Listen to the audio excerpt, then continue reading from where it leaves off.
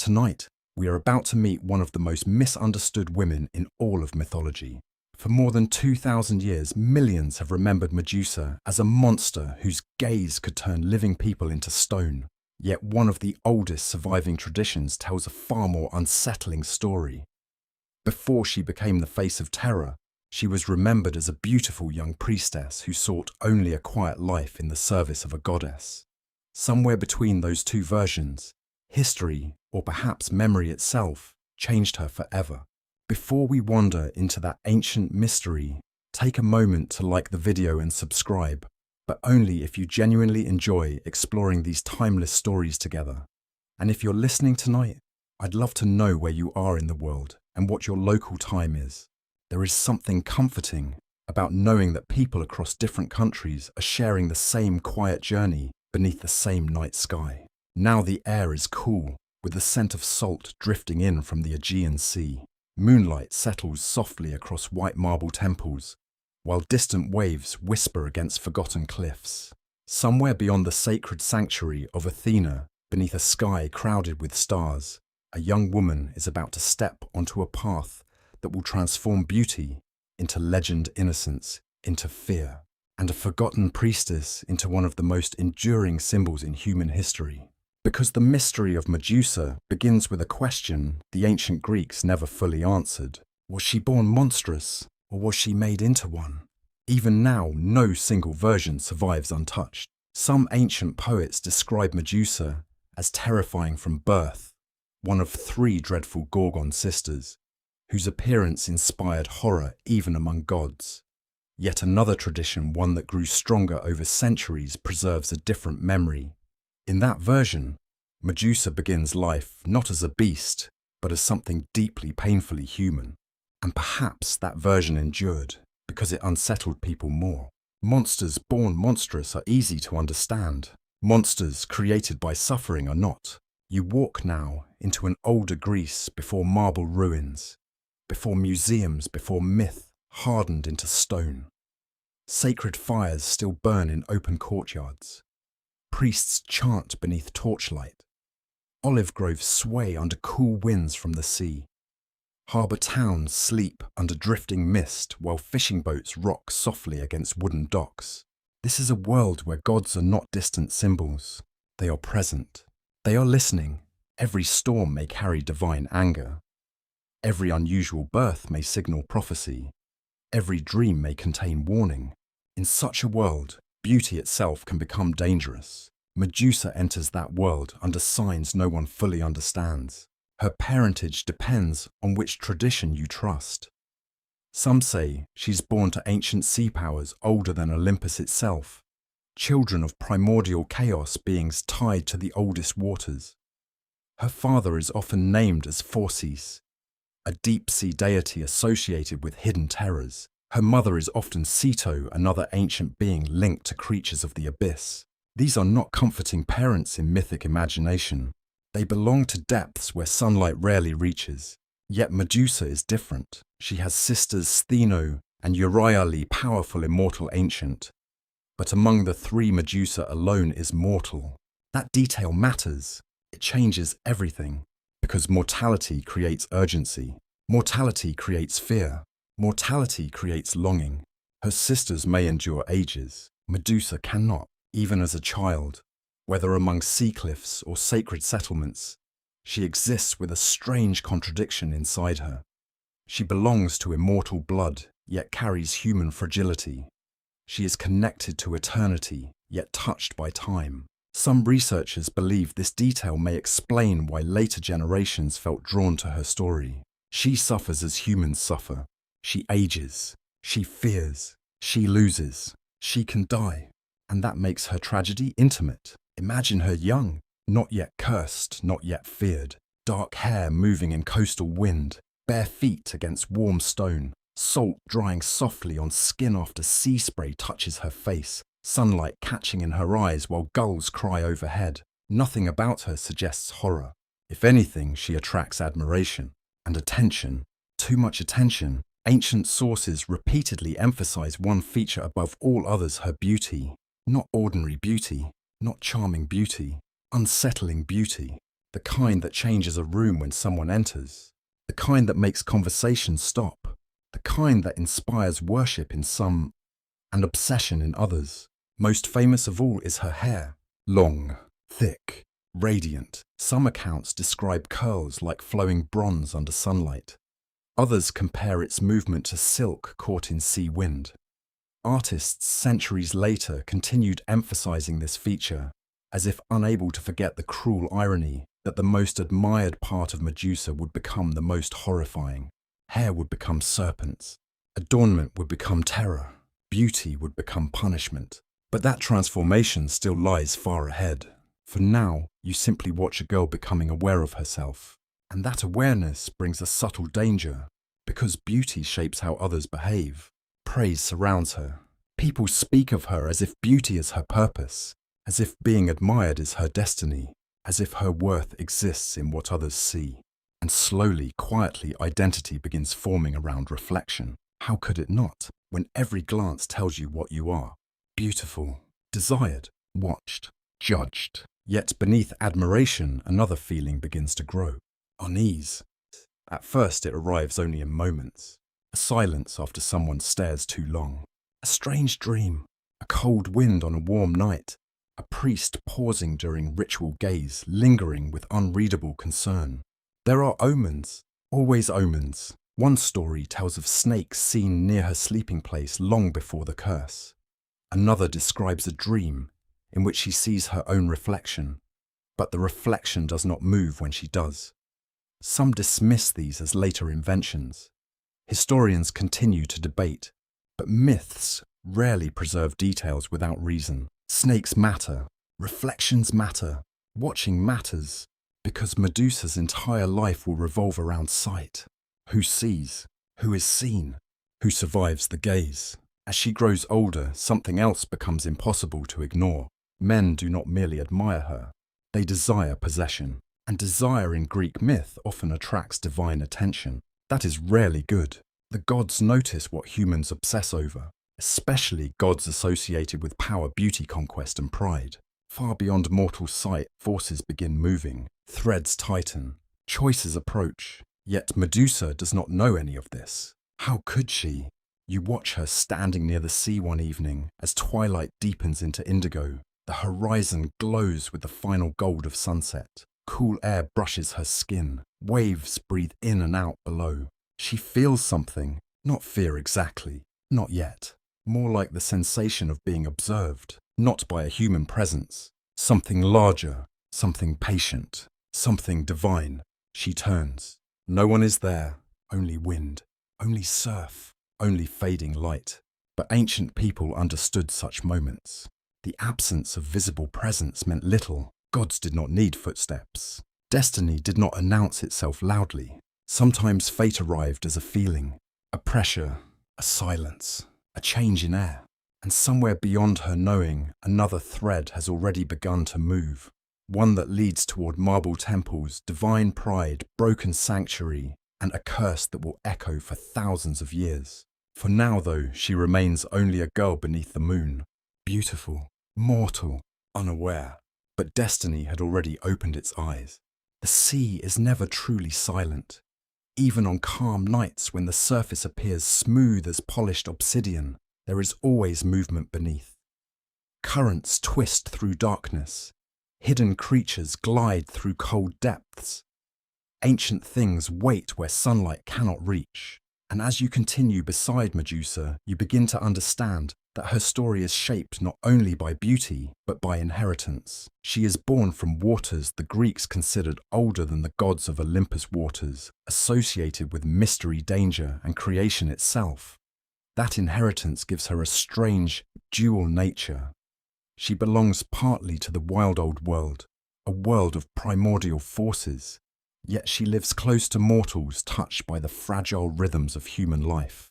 This contradiction becomes the first wound of her identity.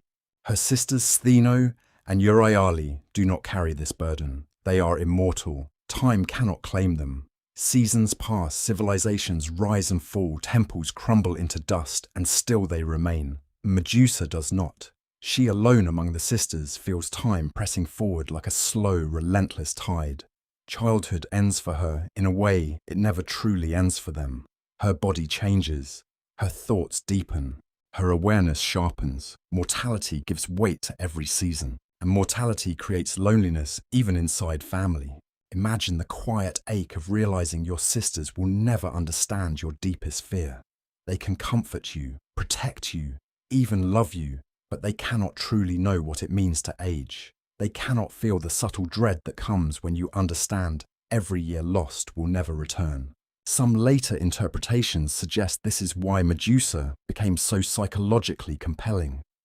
She lives between worlds, too divine to belong fully among humans, too human to belong fully among immortals. Between worlds. That phrase follows her entire life. You watch the sisters near coastal cliffs, where salt wind tangles hair and gulls circle above sharp rock. Stheno is fierce, direct, protective. Euryale is quieter, yet ancient sources often associate her with piercing cries. Sounds so powerful they could freeze courage in men. Together they form a bond that is difficult to describe. Not soft, perhaps, but deep.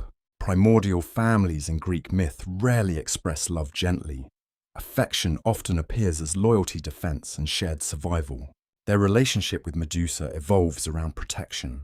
They sense her vulnerability before she fully understands it herself. Not weakness. Vulnerability. There is a difference. Weakness implies lesser power. Vulnerability means something precious can be lost, and Medusa can lose everything. One old tradition speaks of an oracle who saw the sisters together and fell into uneasy silence. When pressed, the seer offered only a cryptic warning. Two will outlast memory. One will define it. No surviving source confirms this prophecy directly, yet stories like this persisted for centuries. Perhaps because they capture something essential. Medusa is not merely the mortal sister. She is the meaningful sister, the one through whom change enters, the one through whom tragedy becomes possible. As she grows, another subtle tension appears inside the household. Her beauty attracts increasing attention from mortals traveling near sacred coasts and shrines. Sailors whisper about a girl whose face rivals goddesses. Merchants bring stories from harbour towns. Priests repeat rumours. Beauty becomes reputation. Reputation becomes myth long before her curse. This changes how others see her, and slowly how she sees herself. Praise can nourish pride. Pride can invite danger. The Greeks understood this well. Excessive pride hubris often invited divine correction, not always because the gods were fair, but because power resented challenge. When mortals began resembling gods too closely, tension followed. Some accounts claim people began comparing Medusa's beauty to that of Athena herself. Whether literal or symbolic, this detail matters. Athena represents disciplined intelligence, sacred order, controlled power. To compare a mortal maiden to a goddess, especially publicly, could be seen as dangerous admiration. Words have consequences in myth. Comparisons become provocations.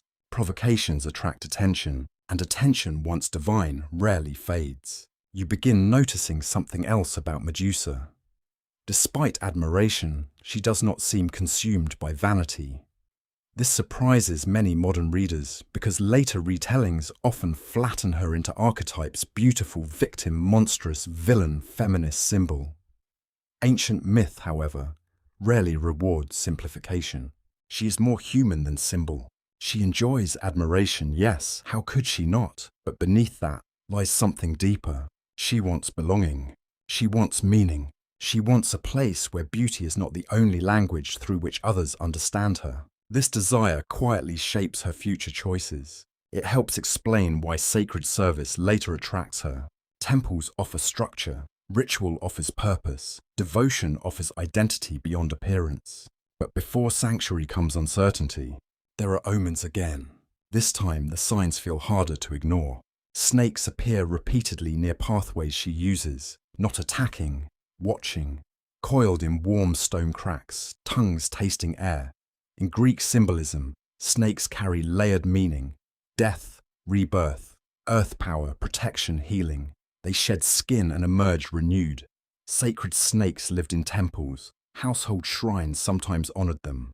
fear and reverence intertwined. So when snakes appear around Medusa, interpretation divides. Warning, blessing, claim, no one agrees. Another omen comes through dreams.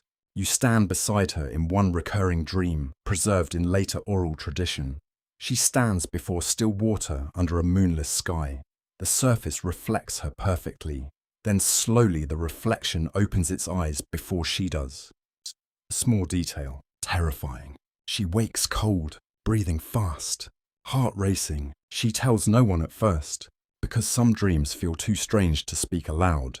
Ancient Greeks treated dreams seriously. Temples practiced dream incubation. Priests interpreted symbols. Gods often communicated through sleep. A dream repeated was rarely dismissed. And this dream repeats. Again, again, again. Her sisters notice change before words are spoken. Medusa grows quieter, more thoughtful, sometimes distant. She watches reflections longer than before. Water-polished bronze still pools after rain, as if searching for something, or fearing something. The sea itself seems different now. Once comforting, it sometimes feels immense and unreadable. Standing at the shore, she senses inheritance calling from dark water. Her parents belong to the abyss after all. Ancient, unknowable, vast. Perhaps this is another loneliness, not just mortality. Origin. To descend from ancient sea powers means carrying something wild within, something civilization cannot fully tame, something sacred temples may restrain but never erase. This unresolved tension becomes crucial, because Medusa's future transformation will not emerge from nothing. Curse amplifies what already exists. Greek myth often works this way. Divine punishment does not always create new nature. Sometimes it reveals buried potential. That possibility unsettles scholars even now. Was the monster imposed entirely from outside? Or did the curse awaken dormant ancestral force? No one can answer with certainty, and perhaps that uncertainty is the point. Night deepens around the cliffs.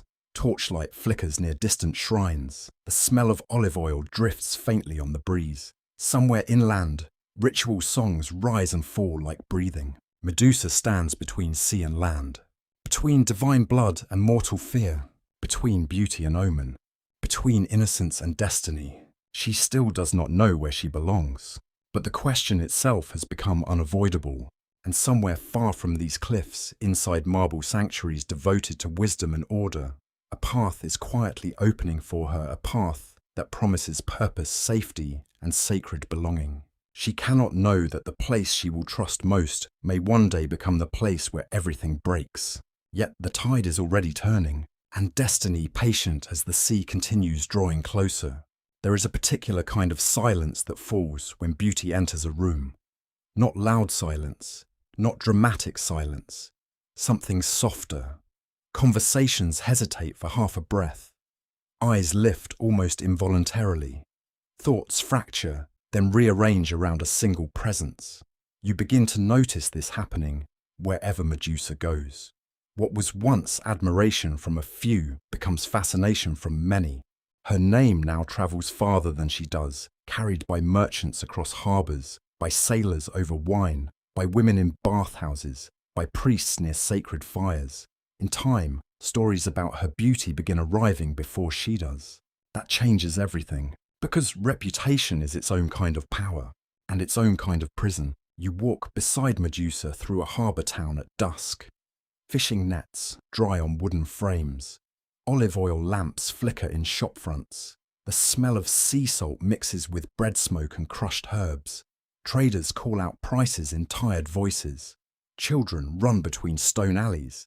Yet as Medusa passes, movement subtly changes. Some people pause, some stare openly, others pretend not to stare at all. She notices. Of course she notices.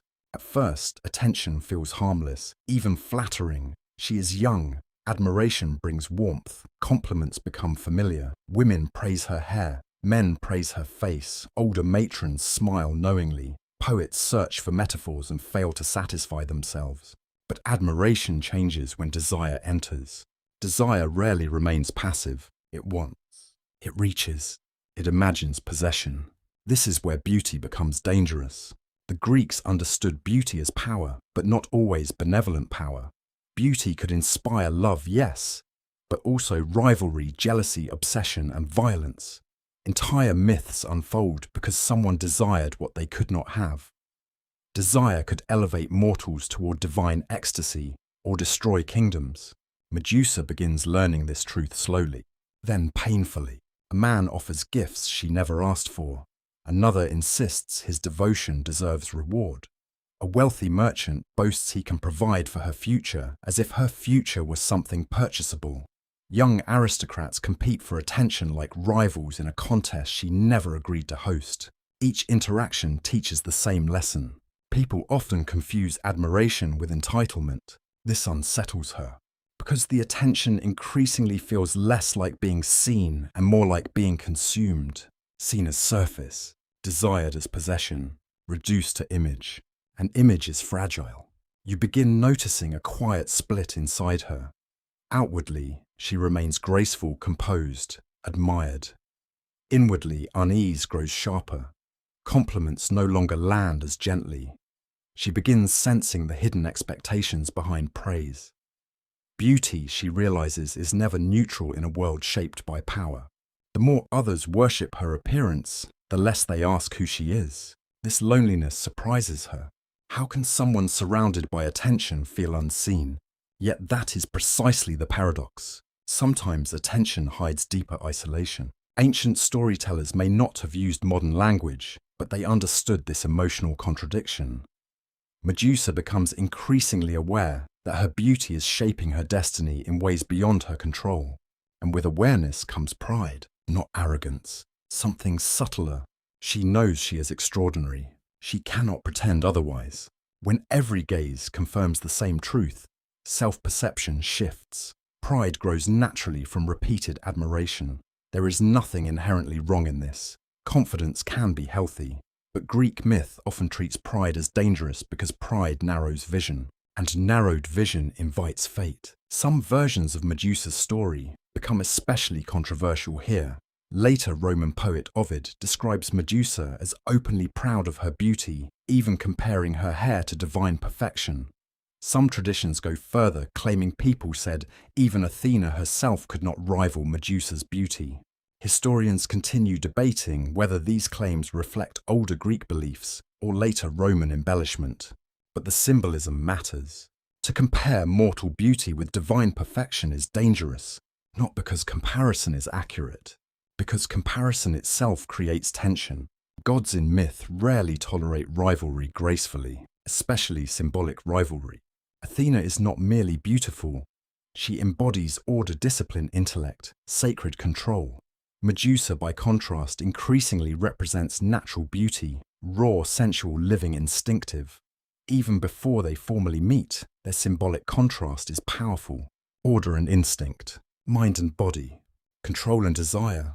This opposition quietly builds. Meanwhile, the omens return. One evening during festival preparations, a priestess pauses while weaving ceremonial garlands. Her hands stop mid-motion. Her face goes pale. She's staring at Medusa, or rather behind her. When others turn, nothing is there. Only torchlight, only moving shadows. The priestess says little, but later whispers spread. She claimed to see snakes, not on the ground, in the air, moving like strands of hair. Most dismiss the vision as exhaustion, but not everyone, and not Medusa, because the dream has returned. Again, she stands before still water. Reflection unmoving, silence absolute. Then this time, something changes. The reflected version of herself smiles. She does not. She wakes with cold skin and trembling hands. By now, she cannot ignore the pattern. Dreams, snakes, stares, warnings. Something is gathering. She seeks meaning where many Greeks sought meaning in ritual prayer, sacred space. This becomes a turning point. For the first time, Medusa begins considering a life beyond admiration and courtship. Marriage proposals no longer feel appealing. Wealth offers little comfort. Desire from strangers feels exhausting. She longs for something more stable, something sacred, something pure. Purpose. This desire becomes central to her emotional evolution. She does not want to be remembered only as beautiful. She wants meaning deeper than appearance. This longing makes temple life increasingly attractive. Sacred service promises structure. Discipline offers clarity. Ritual provides belonging. In the house of a goddess, perhaps beauty matters less than devotion. At least that is what she hopes. But hope often grows beside irony. The very thing she seeks sanctuary will eventually become inseparable from catastrophe. For now, however, that future remains hidden. You walk with her outside town, toward higher ground, where shrines overlook sea and olive groves. Evening winds cool the skin. Cypress trees sway in long shadows. Far away, moonlight begins silvering the water. She kneels before a small altar. Olive oil burns in a shallow bowl. Smoke rises slowly. She closes her eyes and prays, not for wealth, not for admirers, not for power, for clarity, for protection, for purpose. That prayer matters, because in myth, sincere prayers are rarely ignored. The gods hear. They do not always answer kindly, but they hear. A sacred fire flickers, a sudden wind moves through the shrine with unnatural force. Flame bends sideways. Oil ripples though no hand touches it. Somewhere nearby, a snake slips between stones and disappears. A sign. But of what? Blessing, claim, warning. No priest can say. Yet one truth becomes unavoidable. Medusa's beauty has ceased being merely personal. It has become mythic. And once beauty becomes mythic, it no longer belongs entirely to the one who carries it. Others project meaning onto it. Gods notice it. Fate uses it. Soon, Medusa will choose a path she believes leads toward protection and sacred purpose. She does not yet understand that destiny has already marked her. And far beyond mortal sight, a goddess and a sea god will soon become threads in her unraveling. The eyes gathering around her are no longer only human. Something divine has begun to watch. There are places in the ancient world where even the air feels different. Sacred places carry their own silence. Footsteps soften, voices lower, breathing slows. You feel it now as you climb with Medusa toward the temple that will redefine her life. Dawn has only begun to break across the horizon. Pale gold light spreads over marble steps, still cool from the night. The scent of olive oil and burning incense lingers in the breeze. Bronze braziers glow with sacred flame. Somewhere inside, priestesses chant in measured rhythm, their voices rising and falling like distant waves. This is the house of Athena, goddess of wisdom, strategy, sacred order, and disciplined strength. For Medusa, this place feels like an answer, perhaps even salvation. By now, admiration from the outside world has become exhausting. Beauty has given her status but not peace. Praise has filled her ears but not her spirit. She wants something the world of desire cannot offer. Stillness, purpose, control. But the temple promises all three. Ancient Greek temples were not simply places of worship. They were centers of ritual law, memory, and identity.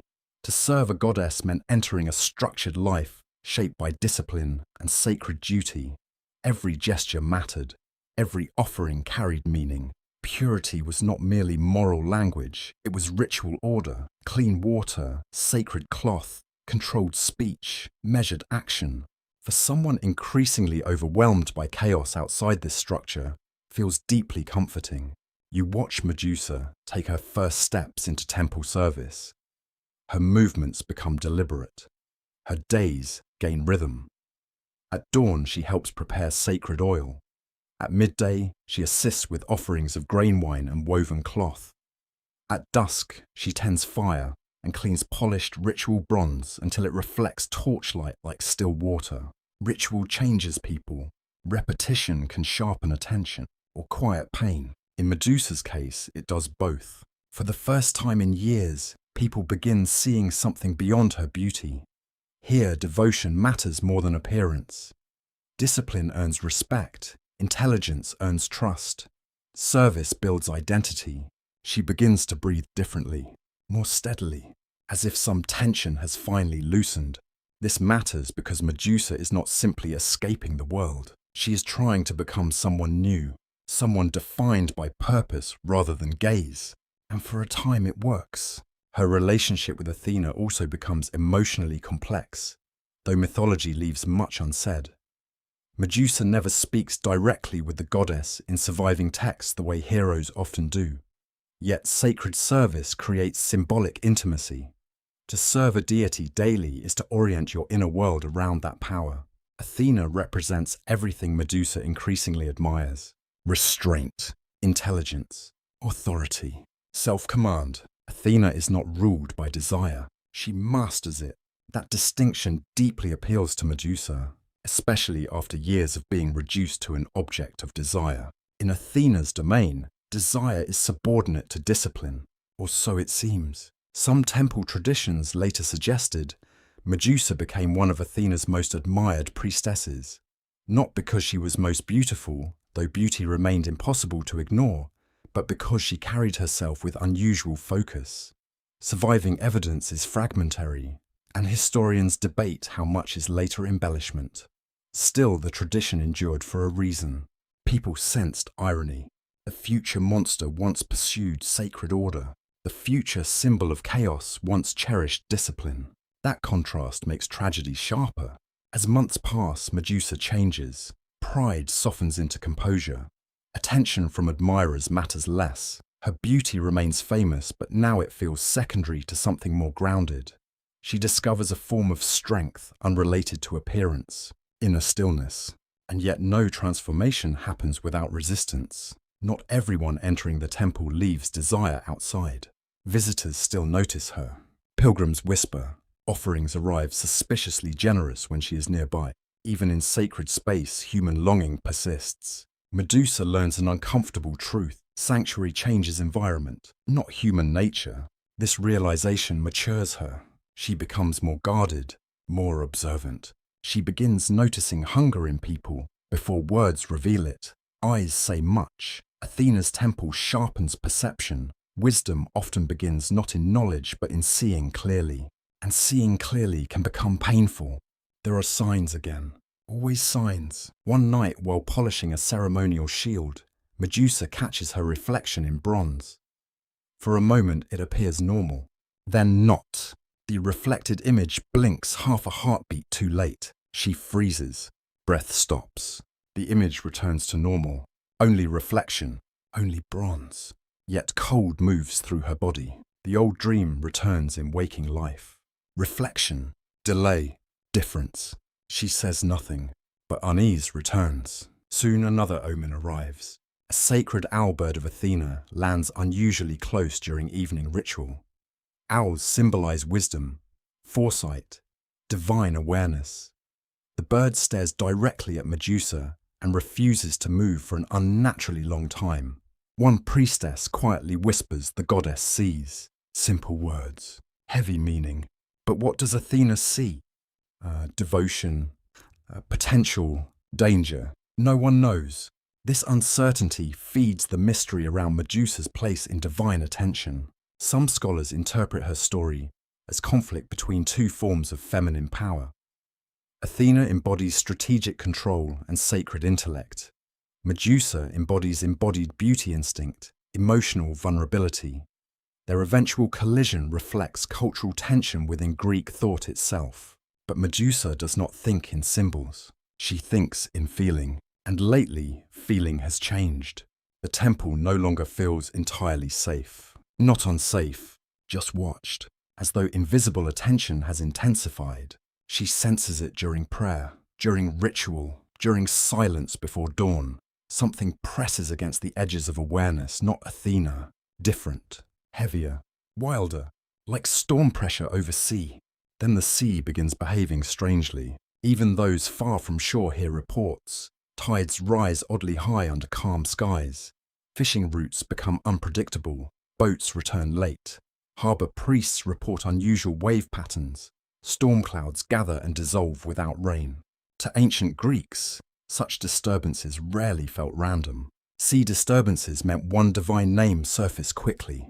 Poseidon, Lord of the Sea. Earthshaker. Stormbringer, god of violent force. Unlike Athena, Poseidon represents power that does not seek control through discipline. His power crashes, surges, overwhelms.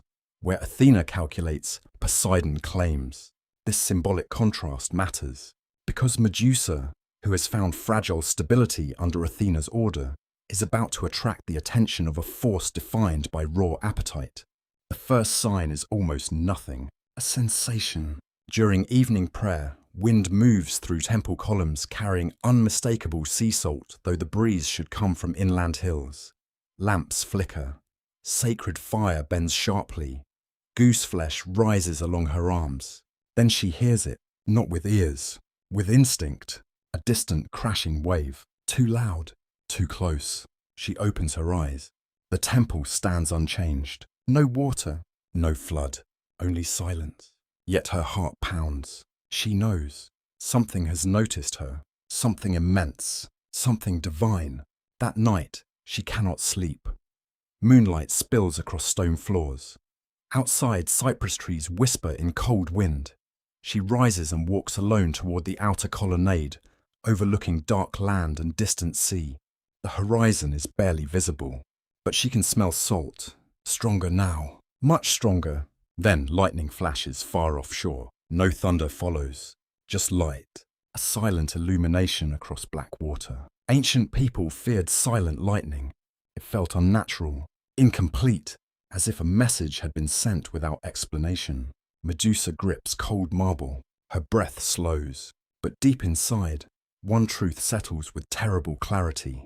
The peace she found here is fragile. Sanctuary is not invincible. Even temples cannot fully keep gods outside.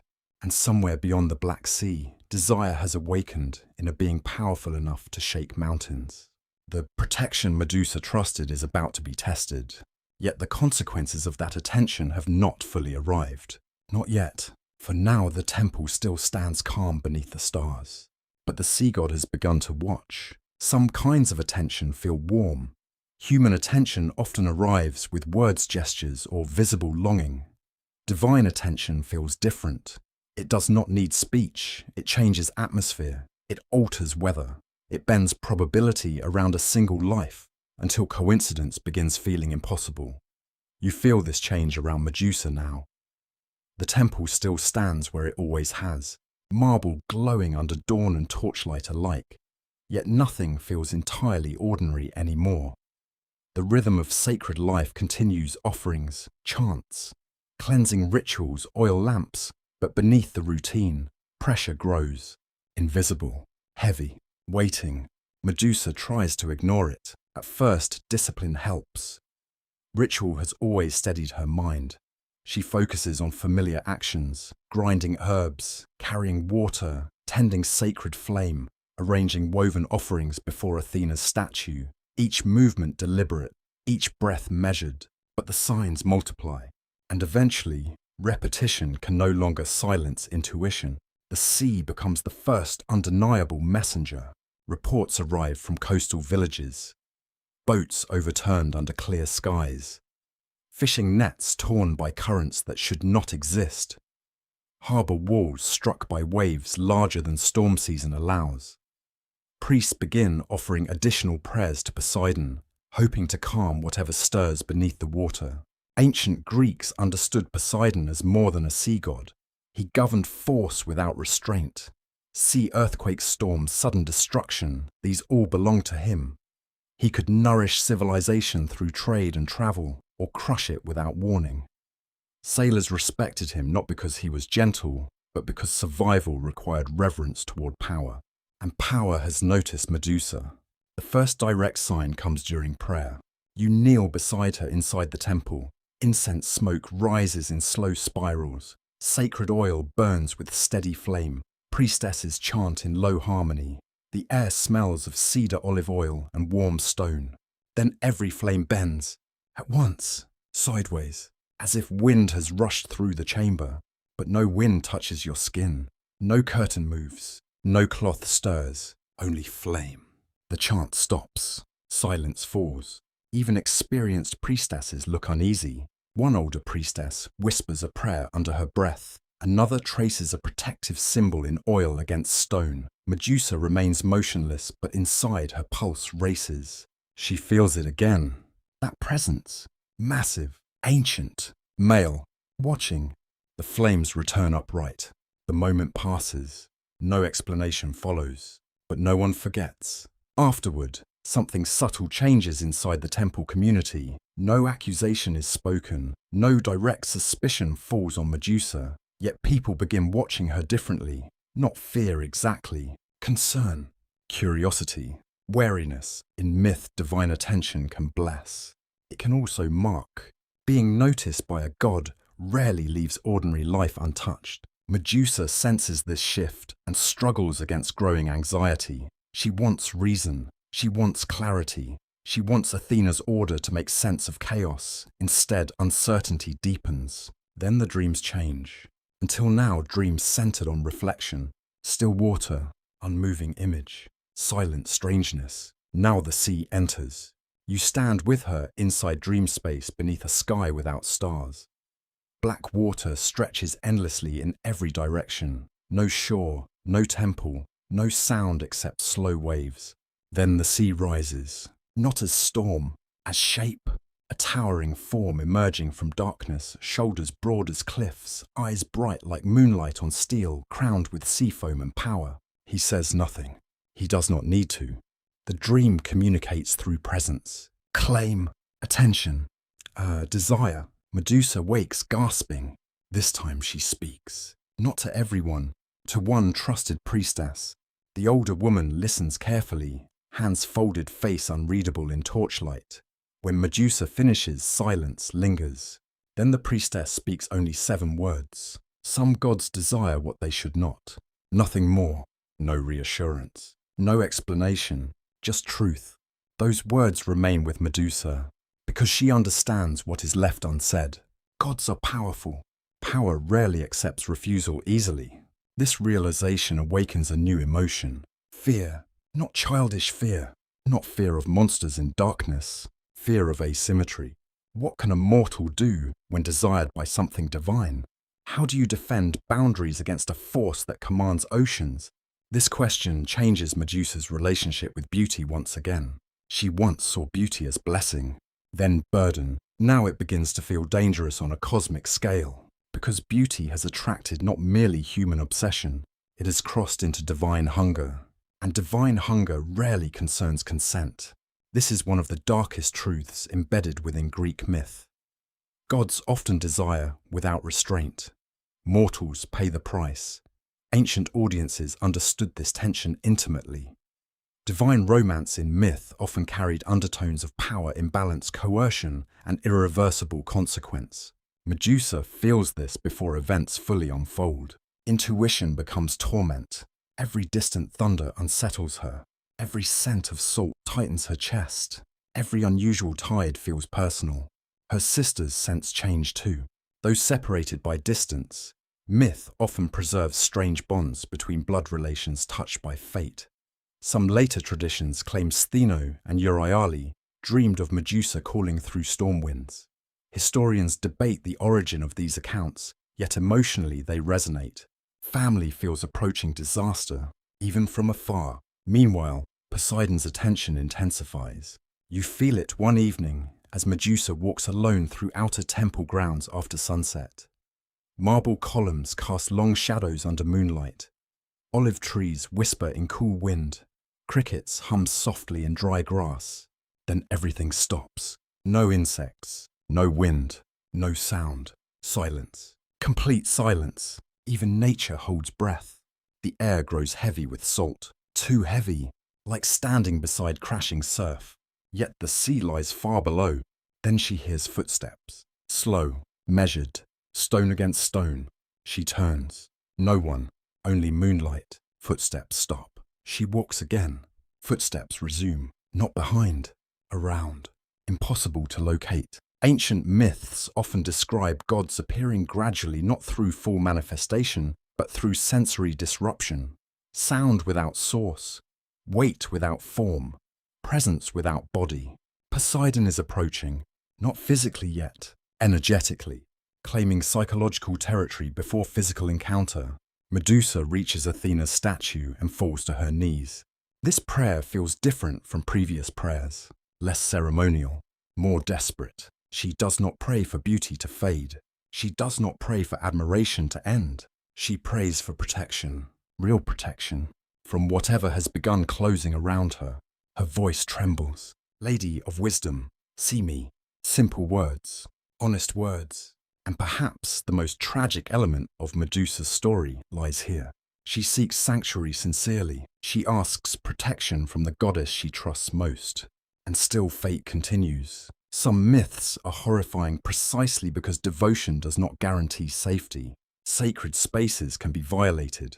Prayer can go unanswered. Faith can meet silence. That possibility makes this chapter ache, because you already sense what Medusa does not yet fully accept. Athena may see, Athena may know, but knowing is not the same as intervening. As prayer ends, a final omen appears. An owl, Athena's sacred bird, descends onto a nearby pillar. It stares directly at Medusa, motionless, unblinking. Then it opens its wings and screams. A sharp, piercing cry shatters the silence. The sound echoes through marble corridors. Medusa flinches. The owl lifts into darkness and disappears. A warning. No one says it aloud. No one needs to. The sign is unmistakable. Something irreversible approaches. Far beyond temple walls, waves strike cliffs with growing violence. Deep beneath black water, ancient power rises toward the surface. Desire has become intention. And once a god decides to take what he wants, mortal time begins running out. Medusa still has sanctuary, still has ritual, still has hope. But each grows thinner. The sea god is no longer merely watching. He is coming. There are moments when fate does not arrive as thunder or earthquake. Sometimes catastrophe enters quietly, almost politely disguised as an ordinary day. That may be the cruelest part. No warning loud enough. No dramatic sky splitting open. No final chance to run. Only routine continuing as if nothing is wrong. That is how the day begins for Medusa. Dawn light spills across temple stone in soft gold. Olive oil burns in shallow bronze lamps. Incense curls upward in pale ribbons. Priestesses move through morning rituals with practiced calm. Everything appears unchanged. Yet something is wrong. You feel it immediately. The air is too still. Even sacred flame burns unnaturally steady. No breeze, no birds, no distant gulls from the sea. Silence. Ancient people feared unnatural silence. Nature usually speaks. Wind moves leaves. Insects hum. Birds call. Waves echo faintly from distant shore. When all sound disappears, instinct notices before reason does. Medusa notices. Her hands pause over a ceremonial bowl. Cold moves through her arms. That pressure returns. Heavier now. Closer. The temple that once felt protective suddenly feels enclosed. Not safe. Trapped. She tells herself to breathe, to focus, to remain inside ritual. But intuition has crossed into certainty. He is here. Accounts of what happens next vary across surviving traditions, and that uncertainty itself matters. Some ancient sources remain disturbingly brief, almost evasive. Others imply force more clearly. Later Roman retellings speak more openly. Historians continue debating exact interpretation. But one truth remains constant across nearly every version. Sanctuary is broken, and Medusa's life divides forever into before and after. You walk with her deeper into the temple interior. Marble columns rise around you like pale trees. Sacred shadows pool between torchlit walls. The smell of incense suddenly gives way to salt. Strong salt. Fresh sea. Impossible. Water beads across stone. At first only droplets. Then thin streams, as though ocean mist has entered sacred halls. Medusa stops. Breath catches. A voice speaks. Low. Powerful. Resonant enough to vibrate through stone. Not shouted. It does not need volume. Power never does. Beautiful one. Just 2 words, but they carry possession, recognition, desire. She turns, and there he stands. Poseidon, not as distant force, not as dream. Manifest, divine form in mortal sight. Descriptions of gods in myth are always difficult because gods are not merely bodies. They are presence made visible. Poseidon appears like storm restrained within shape, broad-shouldered, crowned with sea power, eyes vast and cold as deep water. Strength radiates from him not like muscle but inevitability. He feels less like a man, more like the ocean choosing human form. That is what terrifies. Because oceans do not negotiate, Medusa steps backward. Every instinct screams danger. But what language exists for refusing a god? She speaks anyway, voice shaking. Leave this place. Bravery and fear often coexist. This is one of Medusa's defining moments, not helpless silence. Resistance. She invokes sacred law, Athena's sanctuary, ritual purity, divine boundary. Everything she believes protects this place. Poseidon's expression barely changes. If anything, something colder enters it. Because boundaries only matter when power respects them. And Poseidon is not a god of restraint. He steps forward. Seawater spreads under his feet across polished stone. The temple itself feels violated before touch even occurs. Salt where incense should reign. Tide where ritual order should stand. Chaos entering structure. This symbolism matters deeply. Athena's domain represents disciplined law civilization. Poseidon embodies elemental force. What happens next is not only personal tragedy, it is mythic collision.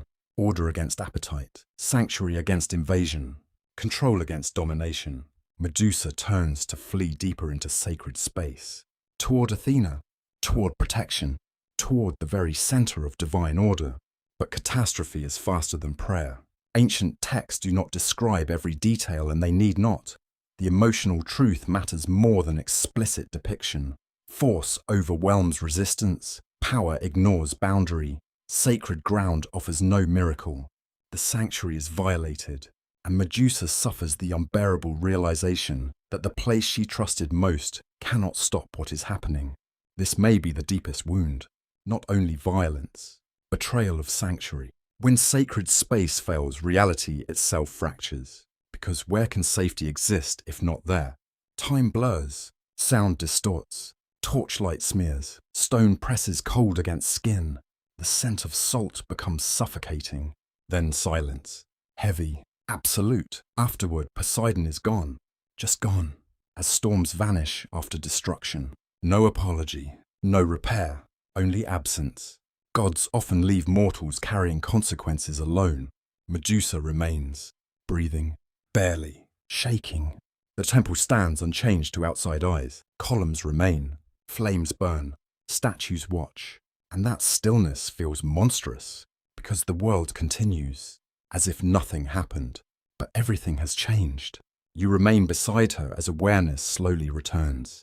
Cold stone beneath trembling hands. Wet hair clinging to skin. Salt drying like accusation. She cannot fully process what has occurred. Shock does not arrive as dramatic crying. Often it arrives as numbness, disbelief, fragmentation. Her thoughts split around one impossible question. How? How could this happen here? Inside Athena's house, inside sacred protection, why did no miracle come? Why no divine intervention? Why silence? That question becomes a wound almost equal to the assault itself. Ancient and modern readers alike return to this question repeatedly. Why did Athena not stop Poseidon? Was she absent, unwilling, unable to intervene against another Olympian in that moment? No source answers conclusively, and uncertainty sharpens tragedy. Because unanswered suffering breeds torment, Medusa rises slowly. Every movement hurts, not always physically, existentially.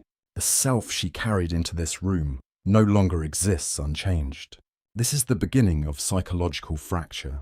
Shame enters, not because shame belongs to her, but because violated people often absorb blame unjustly. She begins replaying everything. Her beauty, the attention, the warnings, the dreams. Was she marked from the beginning? Did beauty invite this? Could she have prevented it? These thoughts are cruel, common, false, yet powerful. The human mind searches desperately for causality after trauma. If suffering had cause, perhaps future suffering can be controlled. But some violence emerges from power alone, not from deserving, not from invitation, only from domination. Medusa does not yet know the worst. She assumes grief is the consequence. She assumes shame is the burden. She assumes time may eventually soften pain. She is wrong. The true horror has not arrived. Footsteps echo through marble. Not Poseidon, someone else. Priestesses. They stop. See her. See water. See shattered ritual order. See desecration. Shock spreads instantly. And with shock comes fear. Not only for Medusa, for the temple, for sacrilege, for divine consequence. Ancient religion tied purity to cosmic order. Desecration demanded response. Something sacred has been defiled, and in myth, desecration rarely goes unanswered. Medusa looks upward, toward Athena's image, toward wisdom, toward justice, toward mercy. Her lips tremble. She waits. Surely now the goddess will understand. Surely truth matters. Surely victim and violator will not be judged alike. She still believes in fairness. That belief is about to die, because above sacred fires and marble silence, another force has awakened. Not comfort, not compassion, judgment. And what descends next will reshape Medusa more completely than Poseidon ever could. The violation has ended, but punishment is coming. There's a silence more painful than screaming. It is the silence that follows injustice when everyone waits for fairness, and fairness never comes. You feel that silence now inside Athena's temple. The sacred fire still burns. Incense still rises. Marble columns still stand in perfect order. Outwardly, nothing has changed. Yet Medusa's entire world hangs suspended in a single unbearable moment. She remains kneeling on cold stone body, trembling salt drying on skin eyes fixed upward toward the towering image of Athena. She waits for mercy. She waits for truth to matter. She waits for protection to finally arrive. And for a brief moment, hope survives. Because hope can endure even after betrayal, especially when faith has shaped your identity. Medusa has served this goddess with devotion. She embraced discipline. She pursued purity. She gave ritual her trust. She believed sacred order meant something real. That belief still holds by a thread. She tells herself Athena sees clearly. Athena knows what happened. Athena, goddess of wisdom, must understand the difference between violation and guilt. Surely wisdom recognizes innocence. Surely justice protects the wounded. Surely. But myth does not always comfort. Sometimes it exposes civilization's deepest contradictions. Ancient versions of this story differ in detail, yet most preserve the same devastating consequence. Athena responds not with visible compassion, but with wrath. Whether that wrath is directed at desecration itself, at Poseidon's insult at Medusa's beauty, or at symbolic disorder remains fiercely debated. Some scholars argue later retellings softened or sharpened blame, depending on cultural values. Others suggest the myth preserves a disturbing truth about power. Institutions often punish visible victims because confronting greater power feels impossible. That interpretation unsettles modern readers. It should, because Medusa's punishment is not merely magical transformation, it is moral inversion. The wounded becomes condemned. The violated becomes feared. The victim becomes monster. And it begins with presence. The air changes first. Temperature drops. Sacred flame burns blue-white. Bronze objects tremble faintly. Every priestess lowers her head. Athena has arrived, not in bodily form as Poseidon did. Her manifestation feels different. Sharper, colder, controlled. Where Poseidon overwhelmed through force, Athena dominates through terrifying precision. Her presence cuts through space like a blade through cloth. Intelligence without softness. Judgment without visible emotion. You feel immediately why warriors prayed to her before battle. This is not chaotic power. This is focused power. Measured. Absolute. Medusa lifts her head, tears finally breaking free. She speaks. Not eloquently. Not ceremonially. Just human. Please. One word. That word carries everything. Pain. Confusion. Faith. Need. Athena's silence answers first. and silence from power can feel like sentence before verdict. Then judgment comes. Ancient poets describe transformation differently, but all agree on the central horror. Medusa's beauty, the very feature that defined her public identity, becomes the instrument of punishment. There is terrible symbolism here. The thing admired most becomes cursed most. Hair first, always hair first. You hear it before you fully understand it. A wet, shifting sound. Soft, layered, moving. Medusa reaches toward her head. Her fingers freeze. Her hair is moving, not with wind, independently. She gasps. The strands writhe, twist, thicken. Cold scales slide against skin. Living bodies coil where soft curls once fell. Snakes, dozens, perhaps more. Their bodies knot together in restless motion. Forked tongues taste air. Tiny eyes gleam under torchlight. Their movement creates a sound impossible to forget. Constant, faint hissing like breath sharpened into warning. Medusa screams. This is the first true scream we hear from her.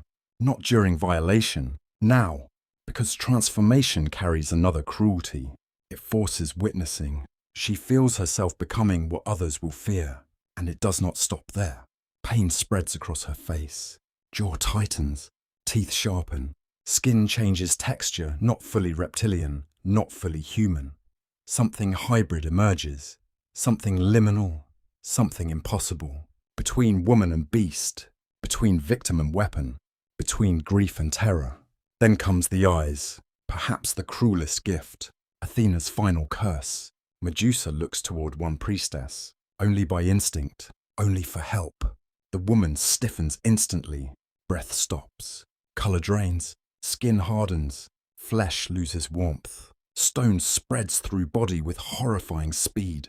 In seconds she becomes statue, perfectly preserved, perfectly dead. Silence follows. No one moves. No one dares meet Medusa's gaze again.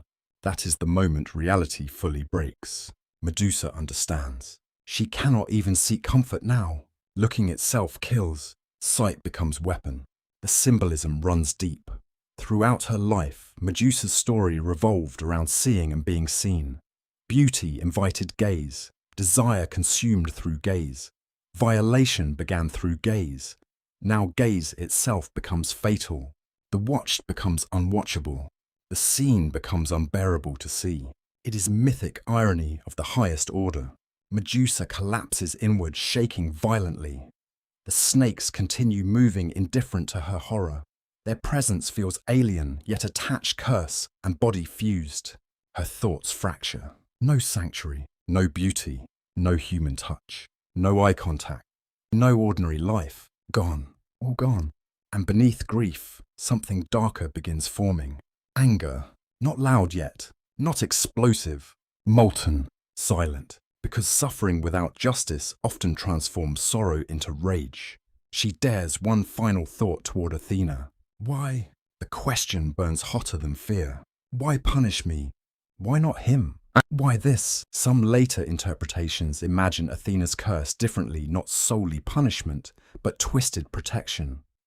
By making Medusa deadly to those who gaze upon her, perhaps Athena ensures no man can ever violate her again. Some modern scholars find symbolic meaning here. Protection through monstrosity, safety through terror, agency through fear. It is compelling, but even if partially true, the cost remains horrifying. Protection that destroys human connection is no simple mercy, because what is survival without touch, without trust, without being seen lovingly? Athena offers no explanation. That absence matters. No comforting speech. No justification, only consequence. Power often leaves interpretation to the powerless. And so Medusa is left alone to assign meaning to suffering. That burden shapes the rest of her life. The priestesses recoil. Some weep, some pray. Some avoid looking at her entirely. Fear spreads faster than compassion, not because they are cruel, but because terror overwhelms empathy. This becomes another wound. Social death. Even those who pity her cannot remain near. Medusa feels it instantly. She no longer belongs here. The temple that once gave identity now rejects her existence. Athena's sanctuary is closed, not formally, Existentially, she rises slowly. Every movement feels unreal. Snakes shifting across scalp, stone corpse nearby, sacred fire reflecting in bronze. Everything familiar now grotesque. She takes one step backward, then another. No one stops her. No one approaches. No one can. And in that unbearable distance, Medusa experiences the death of her former self. The priestess is gone. The devotee is gone. The beautiful maiden is gone. Something else remains. Something feared. Something cursed. Something history will remember as monster. Yet monsters are rarely born in one moment. They are often made through abandonment. This is that moment. Outside, wind rises violently across temple steps. Clouds gather over the sea. Thunder rolls in distant mountains. Nature itself seems to acknowledge irreversible change. Medusa crosses the threshold of Athena's temple for the last time. No blessing follows. No farewell. Only exile. She does not yet know where she will go. Only that human life has ended. Far beyond the lands of ordinary mortals lies a place of cliffs, shadows and cold winds, the edge of the world where forgotten beings endure beyond civilization's comfort. That is where fate now pulls her.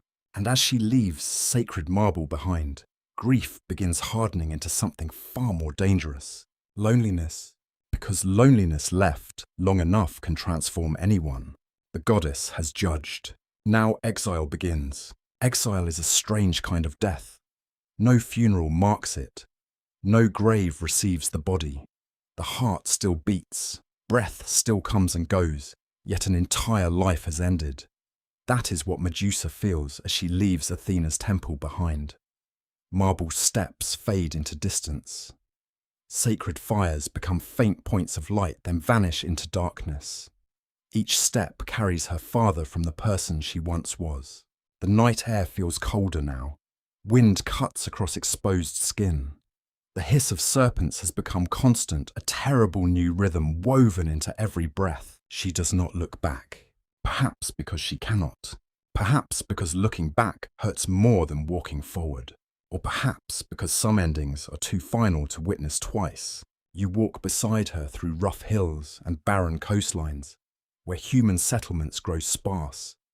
Villages disappear, shrines vanish, roads fade into broken stone and thorn-covered paths. Civilization recedes with every mile. The smell of olive groves gives way to salt-wet earth and sharp mineral wind. Nights grow harsher, days feel empty. Human voices become memory, and memory becomes its own torment. At first, Medusa still thinks like a human among humans. She avoids people to protect them, or perhaps to protect herself from what their fear would confirm. She hides by day, travels by night, drinks from streams without looking into their surface, avoids polished metal still water any reflection capable of returning her new face.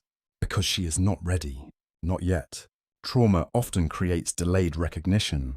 The mind can survive catastrophe by refusing full comprehension. Medusa still carries fragments of denial. Somewhere inside, a part of her clings to impossible hope. Maybe the curse can be reversed. Maybe Athena will relent. Maybe this is temporary. Hope survives strangely long. But reality is patient. Reality waits. It comes one morning. After days, perhaps weeks of wandering exhaustion finally overwhelms her. She kneels beside a still pool hidden among black rocks. Dawn light barely touches the water. Mist hangs low. Air feels cold and damp. She knows what waits. Still she looks. Reflection meets her. And for the first time, she truly sees herself. The world stops. The face in the water still carries traces of Medusa. The bone structure remains familiar. Eyes remain painfully human. That may be the cruelest detail. Enough humanity survives to make transformation unbearable. But the beauty once celebrated across Greece is gone. Snakes coil where hair once moved like silk. Features sharpen into something predatory. Her gaze carries unnatural weight even through reflection. She looks powerful, terrifying, alien, not fully monstrous, not fully human. Something between. Something cursed. She recoils violently. The pool shatters into ripples. Reflection dies, but truth remains.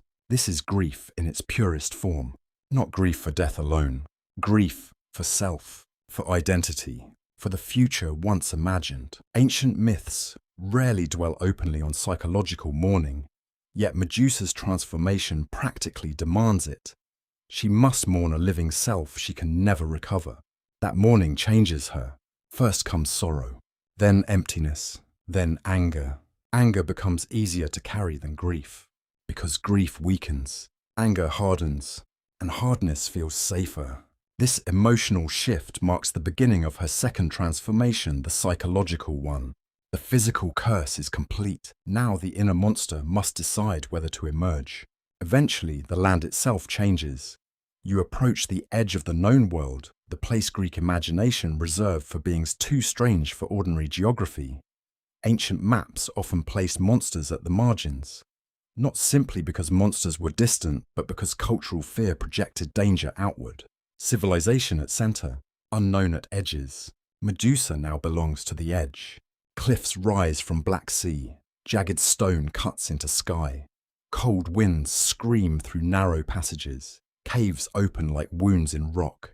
Even sunlight feels reluctant here, arriving weak and pale through heavy cloud. This becomes home, if such a word still applies. And here at the margins of the world, she finds familiar blood. Her sisters, Stheno and Euryale. The reunion is not simple. How could it be? They recognize her instantly, not through appearance, but through blood-scent presence. Immortal beings perceive differently, yet even they pause. Not from disgust, from shock, because they understand what has been done. Stheno reaches first, fierce and immediate, then stops inches away. The hesitation devastates Medusa. Even love must now calculate danger. Even family cannot move naturally. Euryale's cry breaks the silence. Ancient sources often describe Euryale's voice as piercing and terrible. But here, you hear something older than terror. Grief. Raw grief. And for the first time since the curse, Medusa is not entirely alone. This matters. Exile isolates, but family interrupts total collapse. Her sisters do not reject her. They adapt, slowly, carefully. They learn how to stand near without direct gaze. They speak from angles. They adjust instinct into survival. Love becomes choreography. This is heartbreaking and beautiful at once, because affection survives transformation. But altered affection still hurts. Medusa begins life among the Gorgons. Here, another truth emerges. Her curse is also power. At first, she resists this realization. She hates what she has become. Every hiss from the snakes feels like violation repeating. Every accidental crack in stone under her gaze feels monstrous. But survival demands adaptation. She must learn control. Where to look, how long to look, how to move through space, how to exist without constant destruction. This becomes brutal discipline. Ironically, Athena's lessons remain useful even after exile. Control, restraint, awareness. The goddess who cursed her indirectly shaped her survival. Myth loves irony. Days become months. Months become years. Medusa changes. Softness recedes. Suspicion grows. Grief settles deep but quiet. She laughs less, speaks less, trusts less. The world taught her dangerous lessons. Beauty attracted hunger. Sanctuary failed. Justice betrayed. Why trust easily again? Loneliness becomes permanent weather. Even with sisters nearby, isolation persists. No human touch, no ordinary conversation, no chance at love without danger. She watches sunsets bleed into black water and feels time passing through a life stripped of future. Mortality makes this worse. Unlike her sisters, she still ages, still moves toward death. Immortality surrounds her. Death remains personal.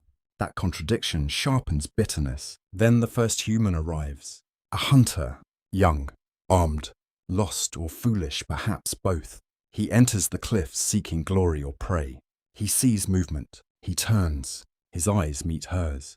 The transformation is instant. Shock freezes his face before stone does. Skin hardens. Muscle locks. Life stops. A statue now stands among the rocks. Silent. Permanent. Medusa stares. She expected horror. Instead, she feels something more complex. Power, terrible power. For the first time since her curse, another being feared her more than she feared them. That realization changes something fundamental. Not healing, not peace, power. And power can become intoxicating when born from helplessness. This is the beginning of Medusa's rise into legend. Word will spread, hunters will vanish, warriors will fail, stories will mutate, monster tales will grow. But beneath every future legend remains this truth. She did not begin as predator. She was made dangerous as night falls over the cliffs. Cold wind lashes stone, and waves crash below like distant drums. Medusa stands among darkness snakes, restless beneath moonlight statue beside her as first monument of the curse. Far away, Greece still remembers her as fallen priestess. Soon, it will remember something else. Not maiden, not victim, monster. And once stories begin calling you monster, the world often helps you become one. Her exile has ended. Her legend begins. Power changes the meaning of suffering. A curse that first feels like pure punishment can slowly reveal itself as weapon shield and identity all at once. That is where Medusa now stands between horror and adaptation, between grief and power. The cliffs of exile have become familiar. The Black Sea crashes below in endless rhythm. Cold wind moves through jagged stone. Moonlight glides across statues of men who once breathed. This is no longer merely a place of hiding. It is becoming a kingdom of silence. And Medusa is learning to rule it, not gracefully, not willingly, but survival rarely waits for willingness. The first years are brutal. Every ordinary act must be relearned. Walking beside others requires constant awareness of angles and distance. Rest becomes complicated because even waking instinct can kill. Sleep offers no full escape. Dreams still return, though now they change again. Gone are the still pools and delayed reflections. Now the dreams are filled with eyes, hundreds of eyes, watching, desiring, judging, fearing. She wakes to hissing serpents and pounding breath, feeling the weight of all those gazes even in darkness. This is the cruel irony of her curse. She spent much of her youth trapped beneath the gaze of others. Now she fears giving gaze in return. Sight itself has become violence. Ancient myth often encoded psychological truth through magical symbolism. Medusa's petrifying stare can be read as more than supernatural power. Some modern interpretations suggest it represents trauma's defensive reflex. When deeply wounded, some people develop emotional armor so severe that closeness becomes impossible. Vulnerability hardens, intimacy freezes. Anyone who approaches encounters not softness but stone. That reading feels hauntingly appropriate. Medusa is becoming emotionally petrified, as surely as her victims physically do. At first, she resists bitterness. She clings to remnants of compassion. When travelers wander too close, she hides. When hunters enter the cliffs, she warns them from a distance. Sometimes her voice echoes through stone passages like a ghost. Leave. Simple, urgent. Some obey, many do not. Because humans are drawn toward danger when pride convinces them they can master it. Pride, that ancient Greek weakness, returns again and again. Young warriors hear rumors of a cursed woman whose head could grant glory. Mercenaries imagine reward. Hunters imagine conquest. Ambitious men often believe stories exaggerate. They all share the same final mistake. They look. One by one, statues multiply.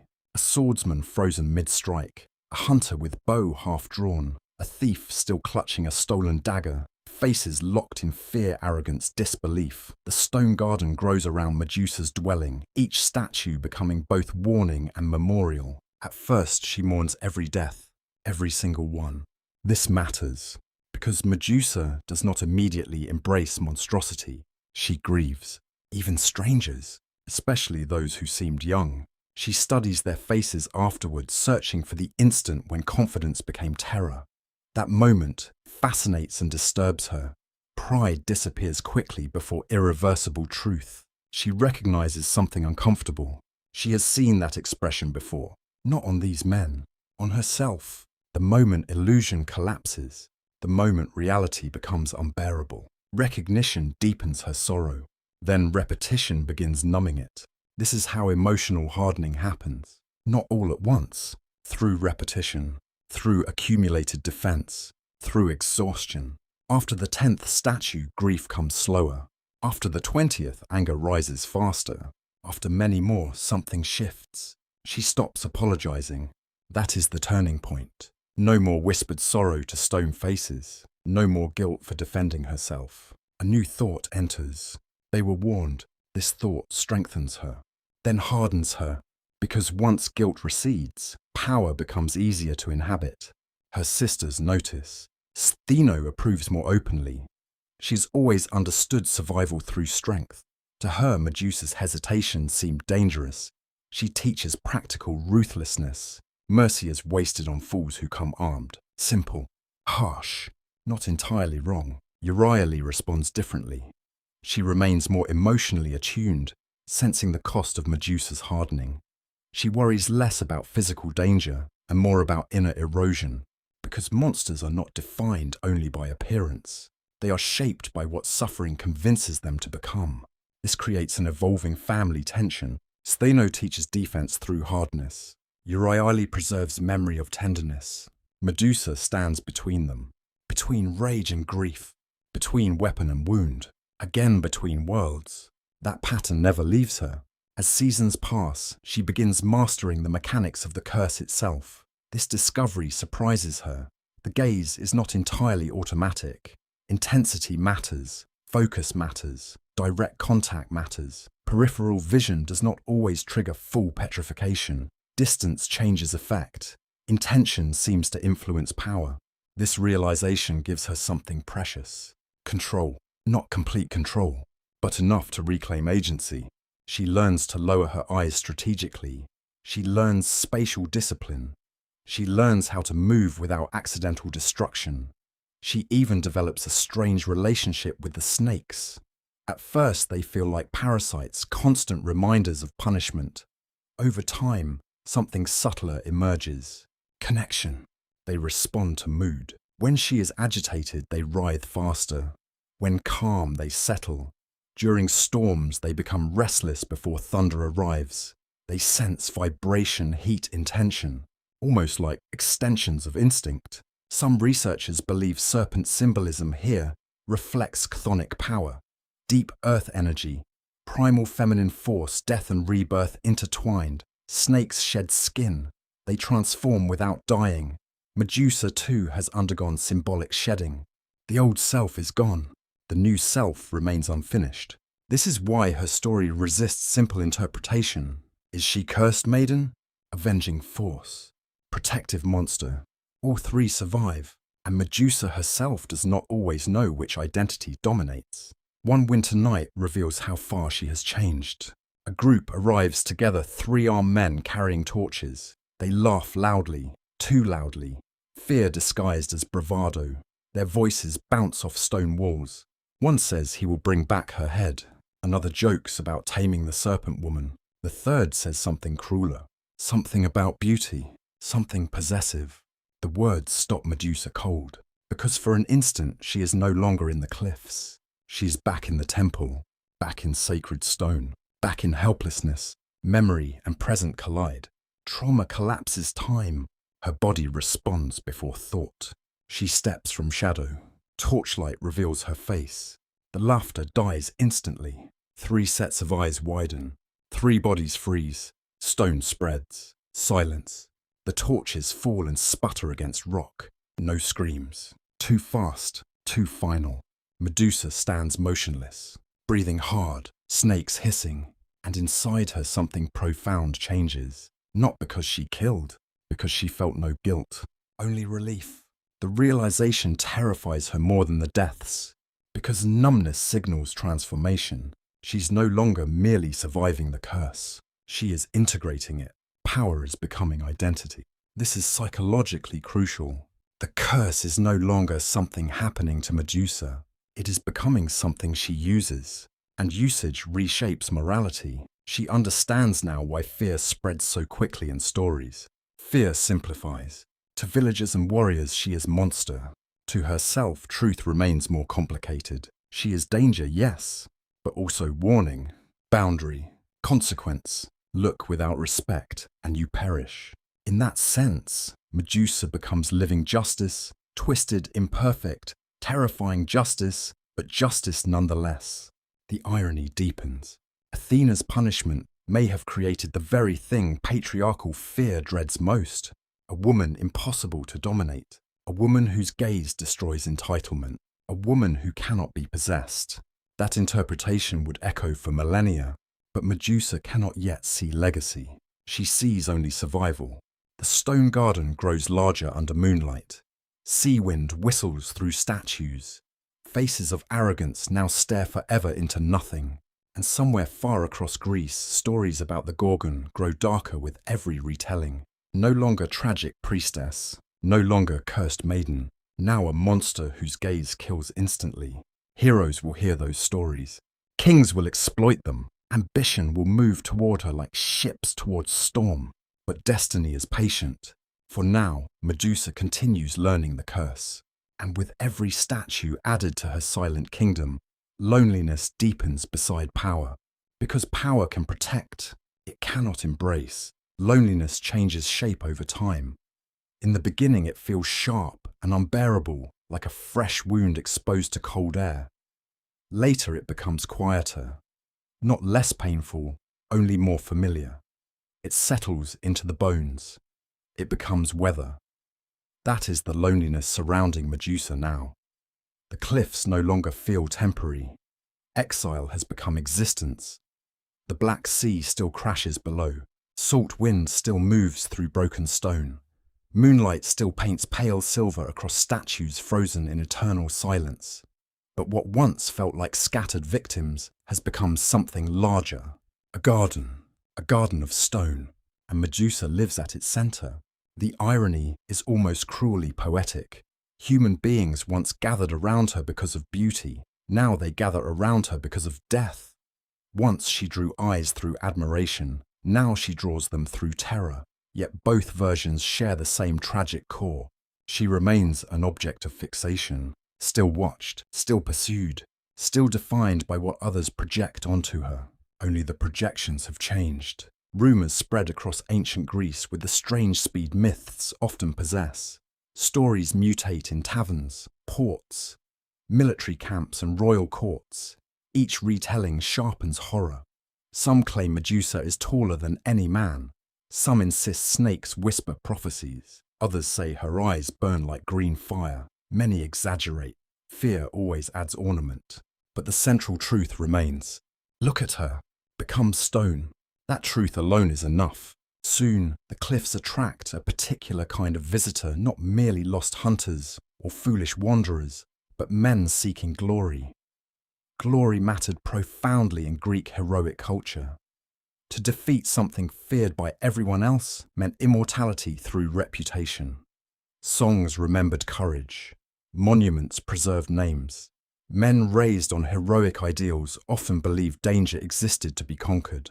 And Medusa becomes the perfect challenge. Unbeatable, deadly, legendary, irresistible. This changes the emotional tone of each encounter. Early intruders arrived by accident or arrogance. Now many come deliberately. They know her reputation. They come armed with strategies, talismans, prayers, bronze mirrors, sharpened blades. Some seek wealth, some seek fame.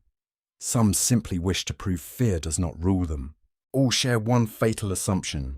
They believe knowledge alone defeats danger, but knowledge without wisdom often amplifies hubris. Medusa sees this immediately. She watches them approach from shadows, men who rehearse heroic speeches, men who boast loudly to hide trembling, men who invoke gods before stepping forward. Some call her monster, some call her demon. A few call her cursed woman, and that difference matters. Because language reveals humanity. Not everyone arrives cruel. Some arrive desperate. A father promised reward for her head to feed children. A disgraced soldier seeks redemption. A younger son seeks inheritance through impossible victory. Medusa learns something uncomfortable. Not all threats are villains. Some are simply broken people chasing hope through violence. This complicates everything, because killing monsters feels simpler when monsters are wholly cruel, humans rarely are. The stone garden grows, and each statue carries story. This becomes Medusa's secret ritual. She studies them. At night, when moonlight washes pale over stone, she walks among them carefully. Snakes shift softly over her shoulders. Cold air brushes scaled skin. She stops before each frozen face and imagines the life that preceded this moment. Who loved them? Who waits for them? Who wonders why they never returned? This practice prevents full dehumanization and perhaps preserves something human in her. She refuses, at least for now, to see them as mere trophies. That distinction matters, because monsters often begin when empathy dies completely. Medusa's empathy survives, wounded, mutated, but alive. One statue becomes especially important. A young warrior, barely grown, his sword still half raised. His expression carries something unusual, not arrogance, not rage. Fear, yes, but also regret. As if the final emotion before stone was not terror of death, but understanding that he never truly wanted this. Medusa returns to his statue repeatedly. Why? Perhaps because he mirrors something inside her. Lost youth, lost futures, choices made under pressures larger than self. She begins talking to the statues. Quietly, not madness. Companionship. The human mind reaches toward dialogue even in silence. At first, only short phrases. You should have turned back. Then longer reflections. They told you glory mattered. Eventually, confession. I was not always this. This is one of the most haunting stages of Medusa's life. She speaks most honestly to those who can never answer, because they cannot judge, cannot pity, cannot fear. Stone offers presence without rejection.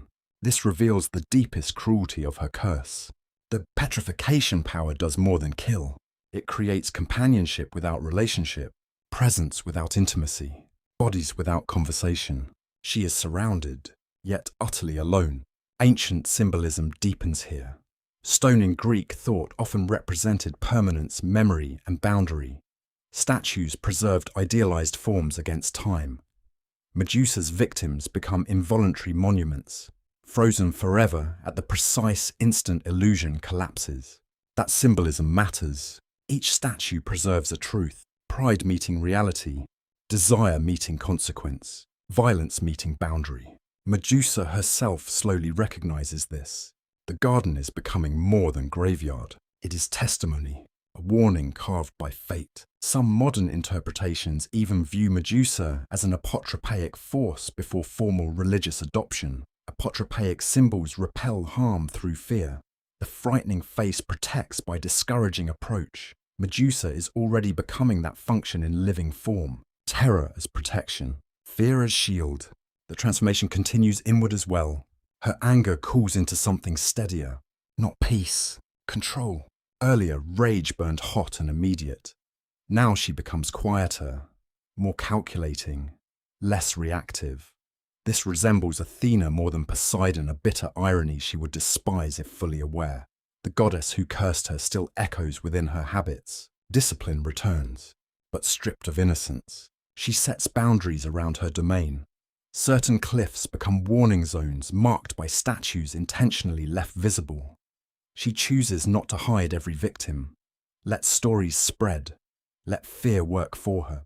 This is strategy, and strategy reduces conflict. Fewer intruders mean fewer deaths. She understands reputation now as weapon. Once reputation trapped her, now it protects her. Yet loneliness deepens anyway, because fear keeps danger away. It also keeps tenderness away. No visitor arrives with trust. No stranger approaches without agenda. No hand reaches without risk. Touch has become myth. Years pass. Mortality remains her private shadow. Unlike her immortal sisters, she notices subtle change. Fatigue accumulates differently. Time leaves traces only she can feel. This intensifies existential sorrow. She is becoming legend, yet still moving toward death. Immortal reputation, mortal body, another contradiction, always contradictions. One evening, as storm clouds gather over the sea, Euryale approaches carefully and speaks words Medusa has long avoided hearing. Do you miss being seen? The question strikes deeper than any blade, because it names the wound beneath all others. Medusa does not answer immediately. Wind screams through cliffs. Lightning flashes beyond black water. Finally she speaks. Yes, one word, barely audible, then more. But not like before. That distinction matters. She does not miss being desired. She misses being known. Seen truly, not as beauty, not as monster, as self. That longing remains alive. And longing keeps tragedy human. Because as long as Medusa desires genuine recognition, she has not become fully monstrous. But destiny is moving again. Far away, kings are making promises. Heroes are being shaped by prophecy. Ambition is gathering under divine guidance. A young man named Perseus has not yet entered her life, but threads are already tightening. The stone garden grows still beneath stormlight. Medusa stands among silent figures, ruler of a kingdom no one would choose, surrounded by faces, touched by none, and somewhere beyond the horizon, a hero's fate has begun moving toward hers. Stories become powerful the moment they leave the person who lived them. Once a story passes from mouth to mouth, it stops belonging entirely to its subject. It becomes shaped by fear, desire, politics, and imagination. That is what happens to Medusa now. Her life at the edge of the world remains cold, isolated, and painfully real. Yet across ancient Greece, another Medusa is being born, one made from rumour. This second Medusa spreads through taverns, marketplaces, royal halls, and military camps. She is larger, crueler, hungrier. She devours children. She drinks blood. She laughs while men die. None of this matches the woman standing among stone statues under moonlight. But truth rarely outruns fear, and fear prefers simple monsters. You begin to understand something unsettling. Medusa's greatest loss may not be beauty, freedom, or even human companionship. It may be narrative. She no longer controls how the world understands her. Others tell her story now, and they tell it badly. This matters because stories shape morality. Once someone is defined as monster, people stop asking what made them so. They stop searching for context. Pain becomes irrelevant. Complexity becomes inconvenient. The label itself does the work. Monster. One word. Infinite simplification. Medusa senses this without hearing every rumour directly. She sees it in the eyes of intruders. Fewer now arrive from ignorance. Most come prepared with certainty. They already know who she is before meeting her.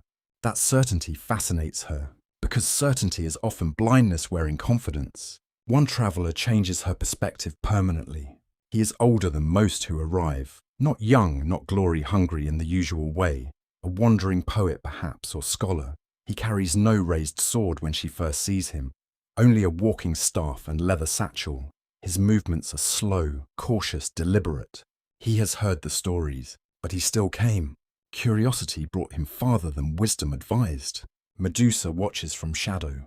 He speaks into darkness. I came for truth, not victory, not fame. Truth. Those words disturb her, because they awaken something long dormant. Hope. Tiny. Dangerous. She answers from the dark. Then leave with it. The old man freezes but does not run. What truth, he asks. Medusa remains hidden. That monsters are made. Silence follows. Wind moves through broken stone. The poet breathes slowly. Then he says something few ever have. Who made you? The question lands like lightning. No sword has wounded her this deeply. Because it is the question no one asks. Everyone asks what she is.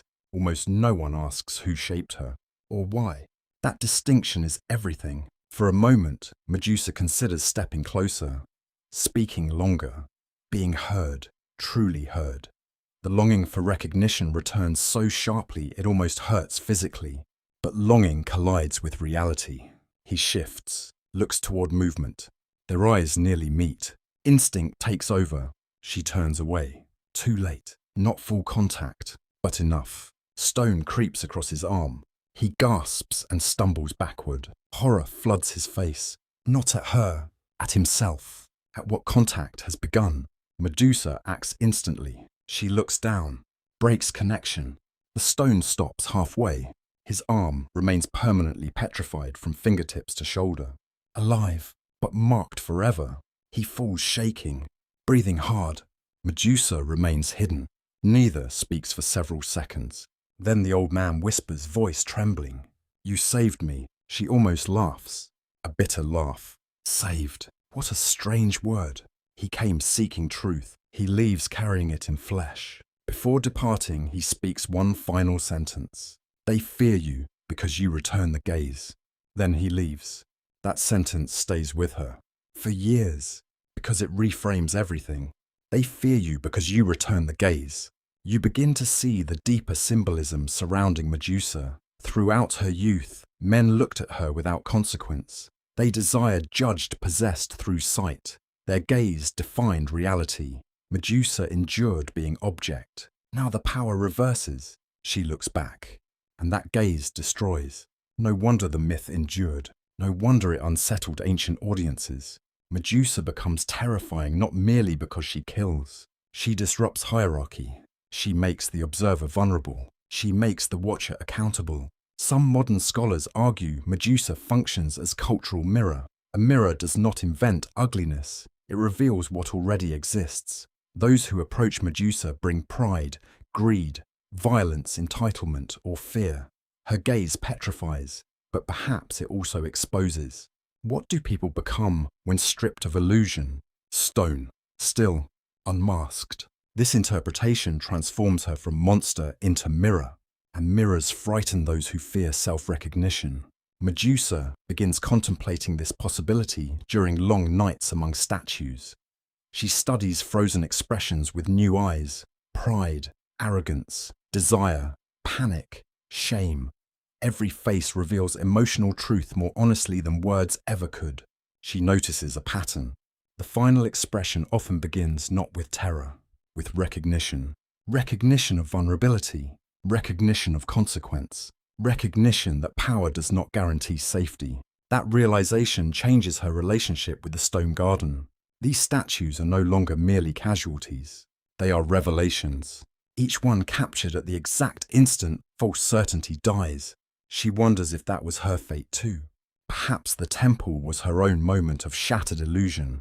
She once believed beauty brought power, then believed sanctuary brought safety, then believed devotion guaranteed justice. All illusions, all broken. She too was petrified once, not physically, psychologically. Trauma can turn the living into emotional stone. The metaphor grows unavoidable. This brings her toward a disturbing form of wisdom. Suffering has sharpened perception. She sees through performance quickly now, through bravado, through flattery, through fear disguised as aggression. Humans become readable in ways they never were during her youth. Pain has made her perceptive. This resembles another bitter irony. She is becoming wiser, almost Athena-like. But wisdom born through suffering carries colder edges. One storm-heavy evening, Stheno notices Medusa staring at the statues longer than usual. "You pity them too much," Stheno says. Medusa answers quietly, "No." Then what? Medusa watches lightning flicker across frozen faces. "I understand them." Stheno frowns. "Why?" Medusa's answer reveals how deeply she has changed. Because they believed stories. Simple. Devastating. The men came believing stories about monsters. She once believed stories about gods. Both suffered for certainty. This realization matures Medusa profoundly. Her anger becomes more philosophical now. Less personal, more existential. She begins seeing tragedy not only in individuals but in systems of belief. Stories create expectations. Expectations create blindness. Blindness creates destruction. And still, despite growing wisdom, loneliness remains. Wisdom does not cure isolation. Power does not replace tenderness. Fear does not satisfy longing. At night, she still feels absence, still remembers touch, still remembers warmth of human closeness before everything shattered. That longing proves something vital. She remains human inside the myth. Not untouched, not unbroken, but human. Far beyond her cliffs, destiny tightens elsewhere. A king's vanity, a mother's fear, divine politics, and heroic ambition begin converging. into a single inevitable path. Gods are moving pieces again, this time around a young hero, Perseus. He does not yet know her, she does not know him, but fate has already started weaving their collision. And when he arrives, the world will once again try reducing Medusa to simple role: monster, prize, quest. Yet beneath those labels remains the truth you now understand. She was never merely monster, she was mirror, and heroes often fear mirrors more than monsters. Far from the black cliffs where Medusa rules her kingdom of silence, another life is moving toward hers. Fate rarely advances in straight lines. It gathers through distant choices, private humiliations, old prophecies, and divine games that mortals barely understand. While Medusa lives beneath storm clouds and salt wind, a young man in another corner of the Greek world is learning what it means to survive impossible expectations. His name is Perseus, and though he does not know it yet, his future has already been tied to Medusa's. To understand why he matters, you must feel the atmosphere surrounding his selection. This is not simply the arrival of a hero, it is the arrival of inevitability. Perseus is no ordinary mortal. Like many Greek heroes, he is born beneath prophecy and danger. Son of Zeus and Danae, he grows under the shadow of a king's fear. His story, like Medusa's, begins with power misused. His grandfather, terrified by prophecy that a grandson will one day cause his death, attempts to control fate through cruelty. But Greek myth returns repeatedly to one cruel lesson: fate resists control. The harder power tries to imprison destiny, the more directly destiny moves. That lesson binds Perseus and Medusa in surprising ways. Both are shaped by forces larger than themselves. Both become symbols inside stories others write. Both suffer because gods and rulers fear vulnerability. Yet their paths now move toward collision. The immediate cause arrives through humiliation. King Polydectes desires Danae. Perseus stands in the way, not through aggression, but through presence.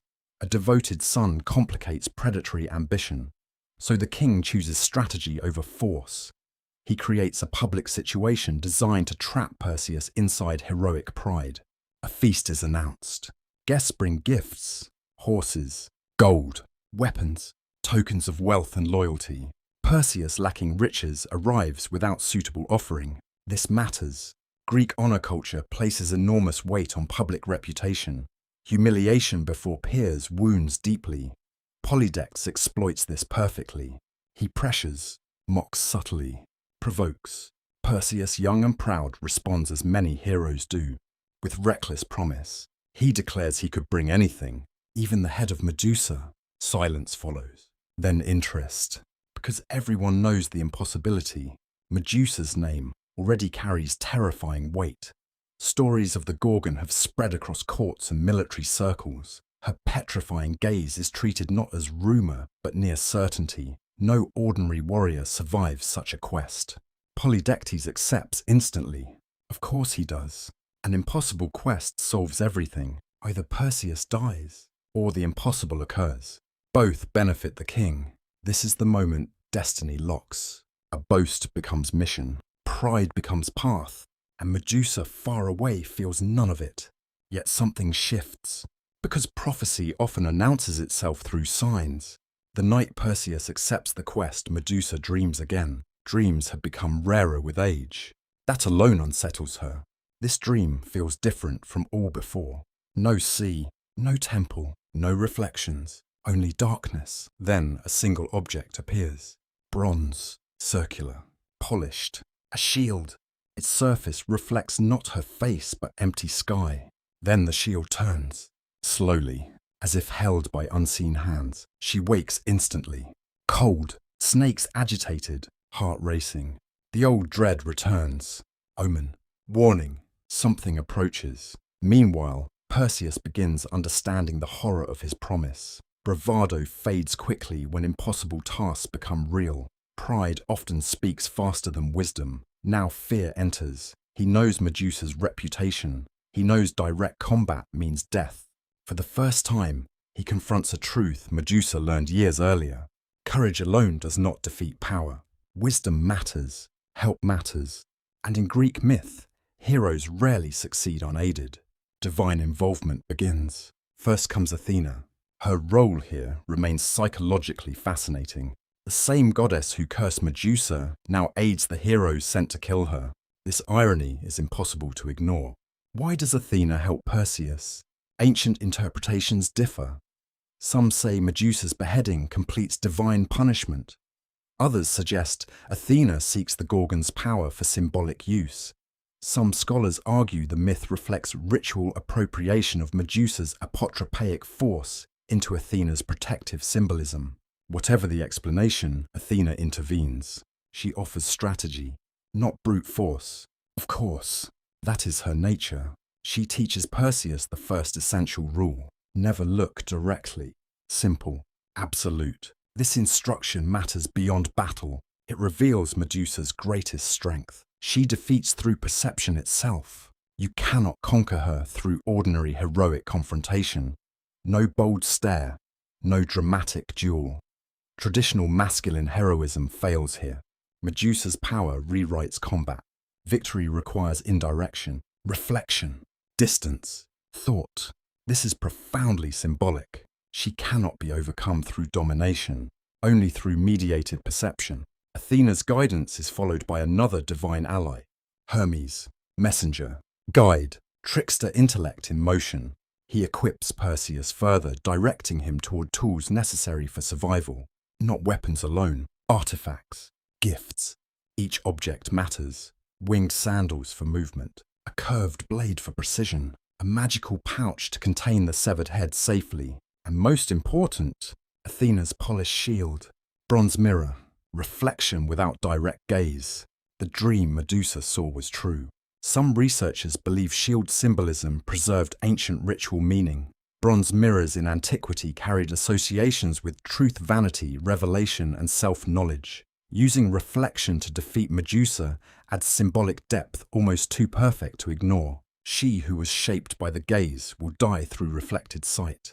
She who feared mirrors will be conquered by one. Fate often returns to unresolved symbols. Perseus accepts the gifts, but acceptance does not erase fear. That matters. Too many retellings flatten heroes into fearless icons. Greek heroes were rarely fearless. They acted despite fear. Perseus understands death is likely. Every preparation reinforces danger. He asks questions repeatedly. What if she hears me? What if reflection fails? What if I hesitate? Valid questions. No perfect reassurance comes, because even divine aid does not guarantee survival. The quest transforms him already. Pride gives way to focus. Recklessness yields discipline. The boy who boasted begins becoming hero. And across the sea, Medusa changes too. The omen lingers. She feels watched again, different from ordinary intruders. Sharper, guided, intentional, not hunger, not arrogance alone. Purpose. One evening, she stands at the cliff edge as dusk bleeds crimson into black sea. Wind lashes around her. Lightning flickers beyond distant clouds. The snakes grow restless. They sense something. She closes her eyes, listens. Nothing. Yet intuition screams. A hunter is coming. Not like the others. Someone protected. Someone chosen. Someone carrying gods.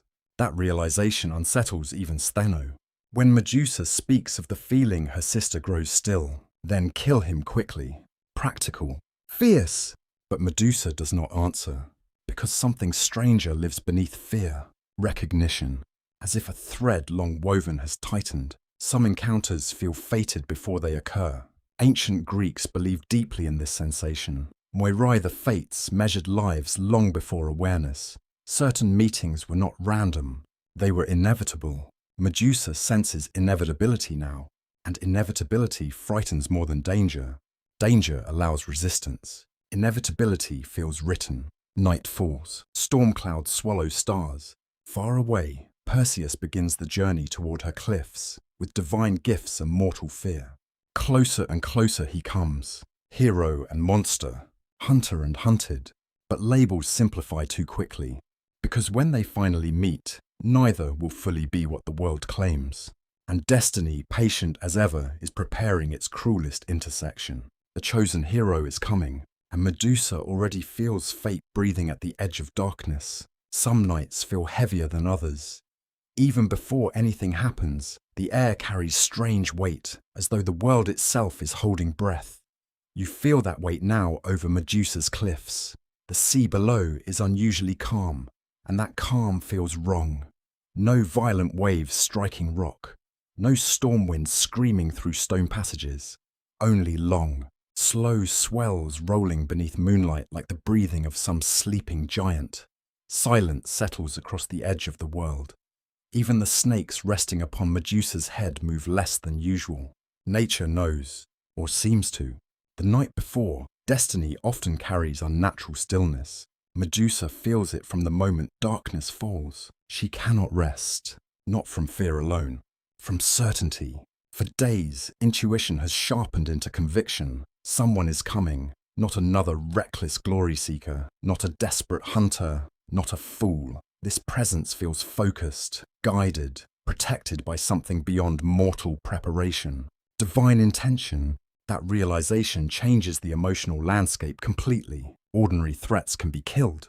Divine design is harder to resist. You follow Medusa through her stone garden under cold moonlight. Statues stand pale and silent, their frozen expressions softened by silver light. They look almost peaceful tonight, pride erased, violence stilled. For the first time in years, Medusa walks among them, not as ruler or executioner, but as witness, as if saying farewell.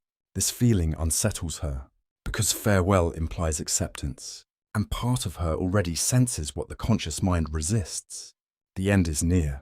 Ancient myth often marks turning points through dreams, omens, or warnings. Tonight, all three arrive. The first comes through dreamlike memory while awake. Medusa pauses beside the statue of the young warrior she once visited often. Moonlight catches stone features with eerie tenderness. She reaches toward the frozen face, stopping just before contact. And suddenly, memory floods. Temple fire, olive oil, Athena's shrine, the scent of incense, her own laughter before the curse.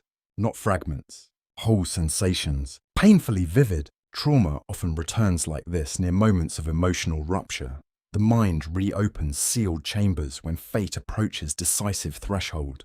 Medusa feels both versions of herself at once. The maiden, the monster, past and present overlap. She whispers something almost no one has heard from her in years. Her old name, not Medusa the Gorgon, just Medusa, human, vulnerable. The sound breaks something inside her, because names carry identity, and identity once spoken aloud revives buried grief. She realizes something profound. Beneath every layer of anger, adaptation, and power, she never stopped mourning the woman she lost. Not truly. She merely learned how to function around the wound. That wound still lives. The second omen comes from the sky. An owl appears. Athena's bird. It lands on a jagged stone above the garden, motionless, watching. Its golden eyes reflect moonlight. Medusa stiffens. She has not seen Athena's symbol this close in years. The owl does not cry, does not move, only watches. The message feels unmistakable. Athena sees.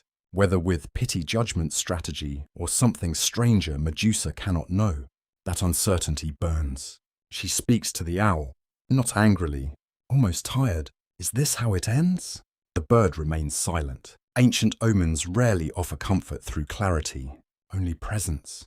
Then it flies, gone into darkness. No answer, only confirmation. The third sign arrives through her sisters. Stheno senses the disturbance first. She emerges from shadow with unusual tension in every movement. He's close. Not a question, a statement. Euryale joins them, and even her voice carries fear. I heard metal. Metal. That word matters. Not many reach this far, carrying refined gear without purpose. This hunter is equipped, prepared, serious. The three sisters stand together beneath moonlight, perhaps for the last time. Their relationship has always been complex, protective, wounded, imperfect, but real. Blood endured where civilization failed. Family survived where gods abandoned. That makes what follows especially emotional. Stheno speaks first. Hide deeper in the caves. Practical. aggressive, strategic. Medusa shakes her head. No. Uriel steps closer. Why? Medusa looks toward the sea. Because she knows. Running changes nothing. Not this time. He will find me. Silence follows. No one argues immediately. They understand what she means. This is no ordinary hunt. This feels written. Stheno's anger rises fast. Then we kill him together. Again, Medusa says no. That answer shocks them both. Why refuse help? Why face destiny alone? Because Medusa has reached a difficult wisdom. She understands something her sisters resist. If gods are guiding this hunter, sheer force may fail. More importantly, she no longer wants others destroyed in her final struggle. That thought reveals profound evolution. Once survival consumed everything, now sacrifice enters. She speaks quietly. If fate wants me, I won't feed it both of you. Stheno turns away violently, rage-masking grief. Immortals grieve strangely. Endless life does not reduce attachment. Sometimes it intensifies it, because true bonds become rare. Uriel begins crying. Not loud, soft, ancient. Her sorrow sounds like wind through broken stone. Then comes the most intimate conversation Medusa has had in years. Uriel asks the question no one dared voice. Are you afraid? Medusa thinks. Longer than expected. What is fear now? Death. She has lived beside death for years. Pain. She knows pain intimately. Oblivion. Perhaps. But her answer surprises even herself. Yes. Pause. Not of dying. Another pause. Of being remembered wrongly. The sentence lands with devastating quiet. There it is. The deepest fear. Not death. Narrative. Memory. To die as monster alone. To have suffering erased. To become only cautionary horror. That fear reveals Medusa's final humanity. She still longs to be understood. Seen truthfully. Not desired. Not feared. Known. Stheno turns back slowly. Her voice, usually hard, softens. Then remember this. Medusa meets her sister's gaze indirectly. You were ours before they named you monster. Simple words, but healing words. Identity before story. Belonging before myth. Medusa closes her eyes. For a moment, peace touches her. The night deepens. Hours pass. She sits alone near the cliff edge after her sisters withdraw. Moonlight paints silver over black water. Cold wind brushes scaled skin. The snakes rest strangely still as though listening. She thinks about everything. Beauty, Athena, Poseidon, the temple, the statues, the countless gazers, and slowly a final understanding emerges. Her life has always revolved around being seen, first admired, then violated, then feared, always through others' eyes. Perhaps tomorrow ends that cycle. Perhaps death becomes freedom. This thought brings unexpected calm. Not joy, acceptance. Far below, waves strike stone again. At last, the sea moves louder. Wind shifts. The snakes suddenly lift their heads. All at once. Alert. Every muscle in Medusa tightens. The air changes. Presence enters. Close. Very close. Not visible yet, but undeniable. A hunter has arrived. Protected by gods. Armed with fate. Medusa rises slowly. Moonlight catches the moving serpents. Her gaze hardens. Not with rage. With clarity. No more running. No more hiding. The final encounter has begun. And somewhere in the darkness, beyond the stone garden, Perseus takes his next silent step. Some endings arrive with violence. Others arrive with unbearable quiet. Medusa's final confrontation begins in silence. No war cry cuts through the night. No heroic speech announces battle. No dramatic challenge echoes across the cliffs. That absence matters, because the death of Medusa is not a duel between equal opponents facing each other openly. It is something stranger, more intimate, more tragic. It is the collision of two destinies that never truly chose each other. The night air feels cold enough to sting. Moonlight spills across stone in pale silver bands. The sea below crashes louder now, though the sound feels distant, muffled by rising tension. Medusa stands near the center of her stone garden body, perfectly still. The snakes above her brow taste the air, restless but controlled. She senses him, close, very close. Yet she cannot see him.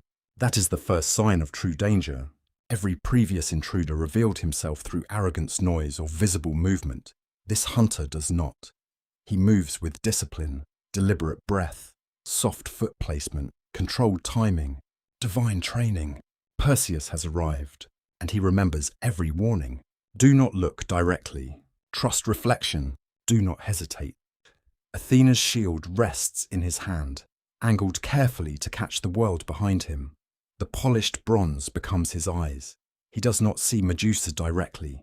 He sees her through image, through mirrored truth. The symbolism reaches its final form. Reflection has returned, always reflection. The dream that haunted Medusa since youth now stands before her in metal. Fate is mercilessly precise.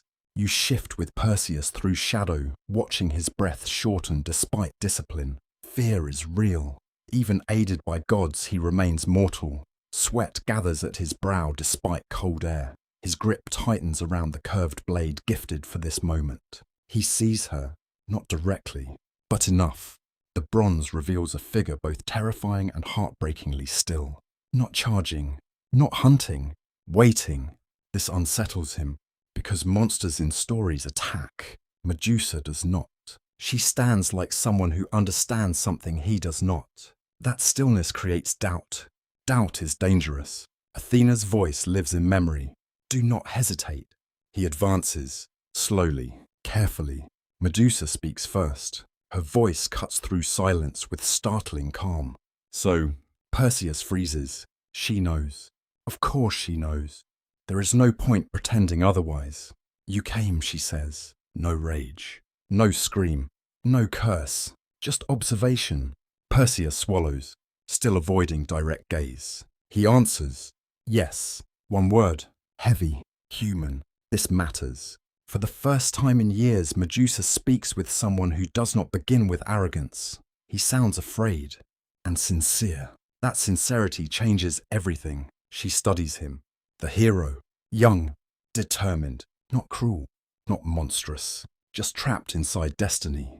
And suddenly she understands. He is like her. Another life being used by powers above. Another mortal caught in divine design. That recognition births tragedy. Because compassion arrives too late. She asks quietly, do you know who I was? Perseus says nothing. Silence answers. No. He knows the story, not the woman. Medusa almost smiles. A sad smile. Of course. Heroes rarely receive full truth about their monsters. Only enough truth to complete the quest. She speaks again. I was not born this. The words strike him harder than any weapon.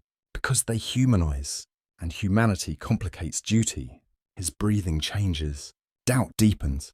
He sees now not pure beast, but presence layered with sorrow. Athena warned him about hesitation. Now he understands why. The greatest threat is not fear. It is empathy. Empathy slows the hand, and slowed hands die. Perseus whispers, almost unwillingly, I know. Does he? Perhaps partly. Athena likely revealed fragments, enough to burden him. Not enough to free him. Medusa tilts her head slightly. Snakes hiss softly in moonlight. Then why continue? The question hangs between them. This is no longer hero versus monster. It is two mortals confronting the machinery of fate. Perseus answers with painful honesty, because if I return empty-handed, others suffer. There. Truth. Not glory. Not fame. Duty. Protection. His mother. The king. Consequences. Medusa hears it and understands. Consequences. That word has shaped her life too. Every choice binding future suffering.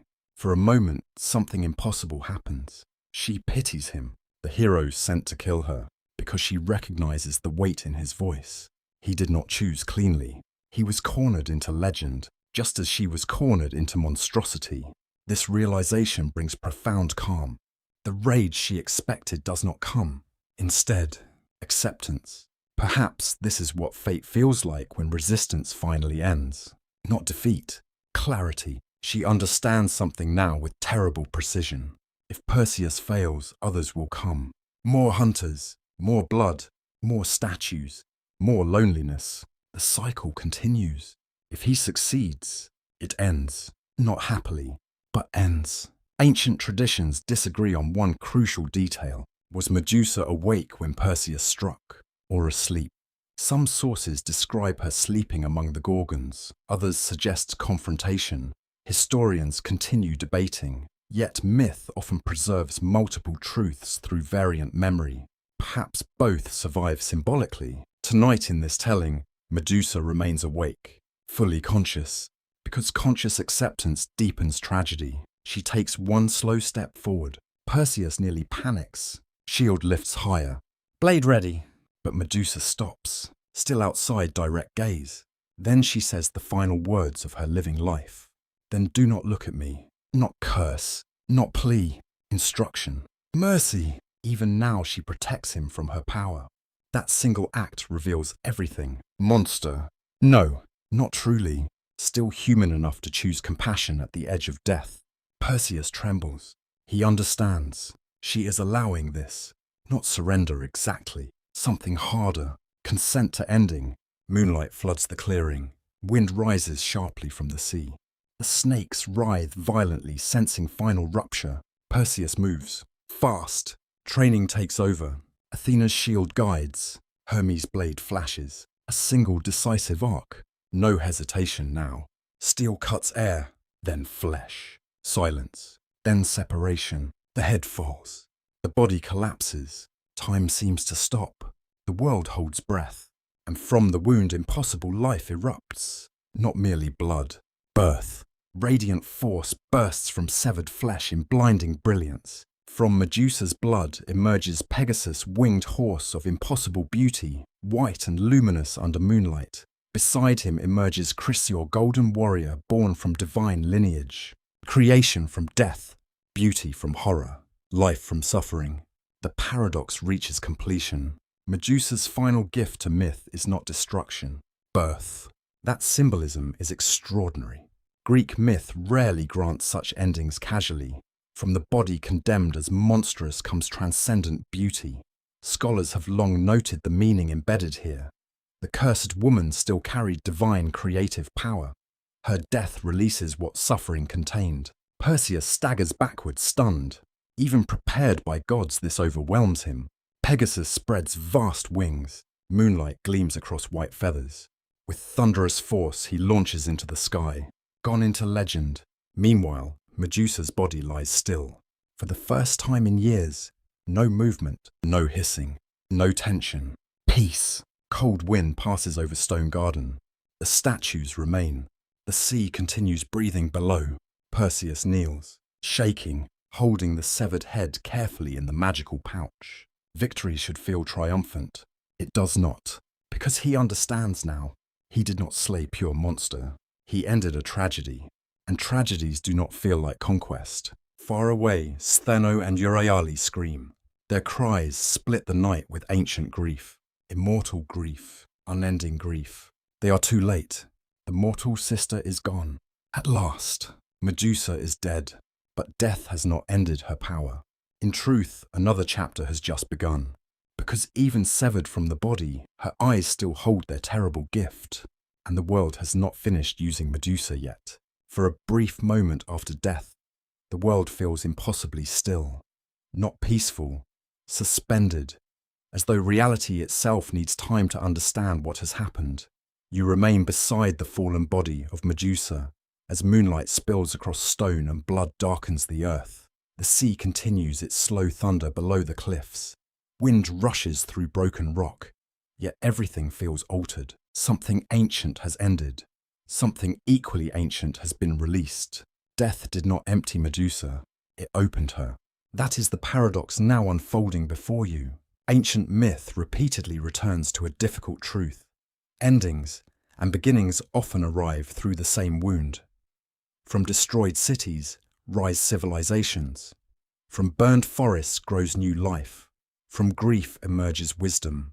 Greek storytellers understood transformation rarely occurs without rupture. Medusa's blood becomes the ultimate expression of that idea. From the place where death-struck creation emerges, First comes Pegasus, already surging upward into night sky. His wings beat with impossible force, scattering mist and loose stone into spiraling air. He glows almost silver under moonlight, radiant against black clouds. There is no horror in him, no corruption, only beauty, pure, startling beauty. That alone is astonishing. From the body called monstrous comes one of mythology's most beloved symbols of grace and inspiration. This matters profoundly. Beauty was never destroyed inside Medusa. It was buried, distorted, weaponized by suffering, but not erased. Pegasus proves that. The beautiful girl admired in youth did not vanish completely beneath curse and rage. Some essential creative force survived every violation, every exile, every act of abandonment. Death simply released what life imprisoned. That interpretation has moved poets for centuries. The cursed still carry wonder. The broken still carry creation. The wounded still carry beauty. Beside Pegasus rises Chrysaor, less celebrated in popular memory, yet equally significant. Often depicted as a golden warrior or heroic figure, his name suggests something like he of the golden sword. Where Pegasus symbolizes transcendent freedom, Chrysaor embodies inherited power shaped into form. Two children, two symbols, grace and force, beauty and strength, sky and steel, both born from blood, and both trace lineage to the moment Poseidon violated sacred sanctuary. This deepens the tragedy. Even terrible acts can generate consequential life. Myth resists simple moral arithmetic. Creation and suffering often coexist uncomfortably. Perseus struggles to comprehend what he has witnessed. His chest rises rapidly. Adrenaline still floods his body. The magical pouch hangs heavy in his hands, far heavier now, emotionally than physically. Inside rests Medusa's severed head eyes, still potent snakes, still faintly moving. Yes, even now, death has not fully silenced the curse. That detail unsettles ancient audiences for good reason. Power remains active beyond life. Medusa's influence refuses clean ending. Perseus looks at the fallen body and feels something he never expected. Grief, not intimate grief, not the grief of a loved one. The grief of recognition that truth arrived too late. He remembers her words. I was not born this. The sentence will follow him forever, because it shattered the heroic simplicity of the quest. Heroes prefer monsters. Monsters justify violence. Tragic people complicate victory. Perseus understands now that he participated in an ending written by gods long before his choice. His success is real, but so is moral discomfort. Ancient myths often allowed heroes complexity like this.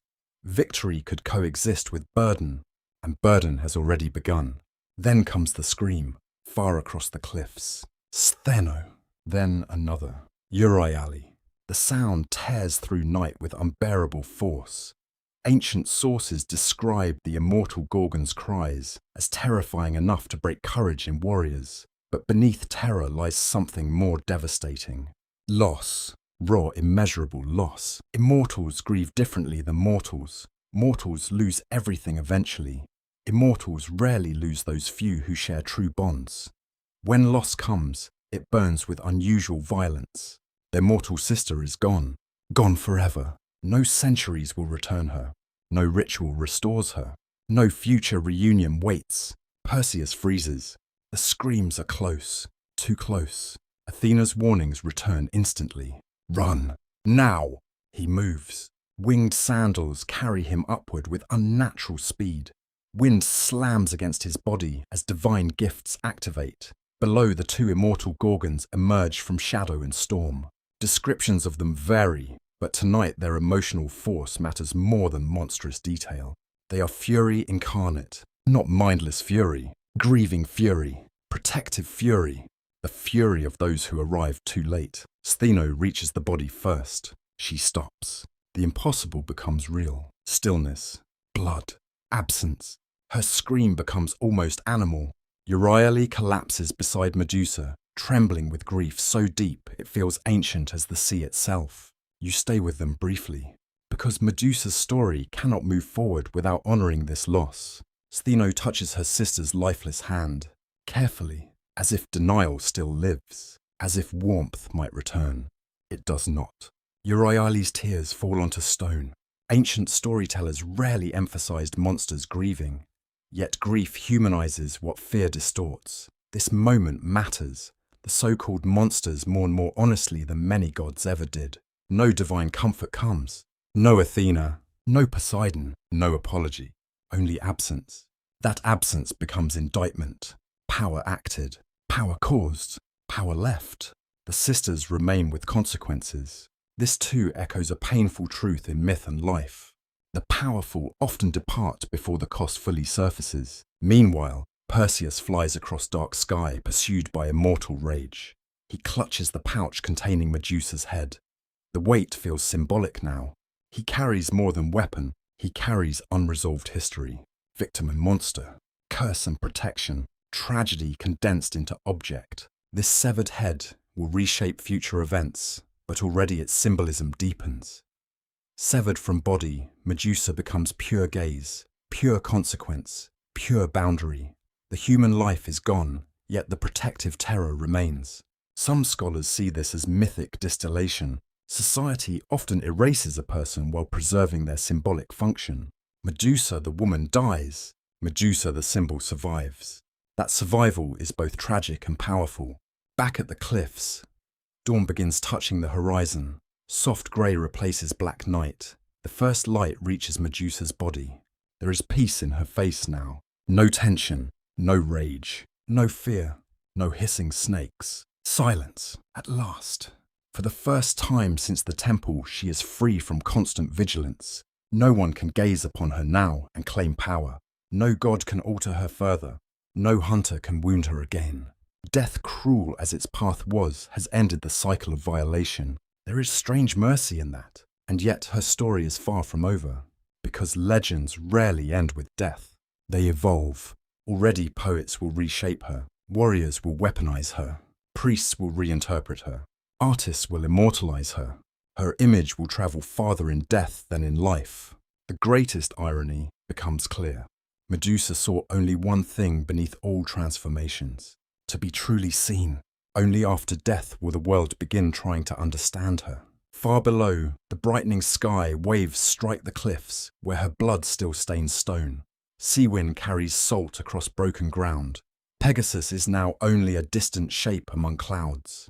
Beauty has escaped. Legacy has begun. And Medusa, though dead, is about to become more powerful than she ever was alive. Death should end usefulness. For most mortals it does. Bodies return to earth. Names fade into memory. Stories soften into legend, then silence. Medusa receives no such rest. Even after death, the world refuses to stop using her. That may be the final cruelty of her life. Her suffering ended, but her power did not. Her body lies still upon the cliffs. Yet her severed head continues travelling through history, inside the hands of heroes and kings. Medusa is gone. Her gaze remains, and the world quickly learns to fear it.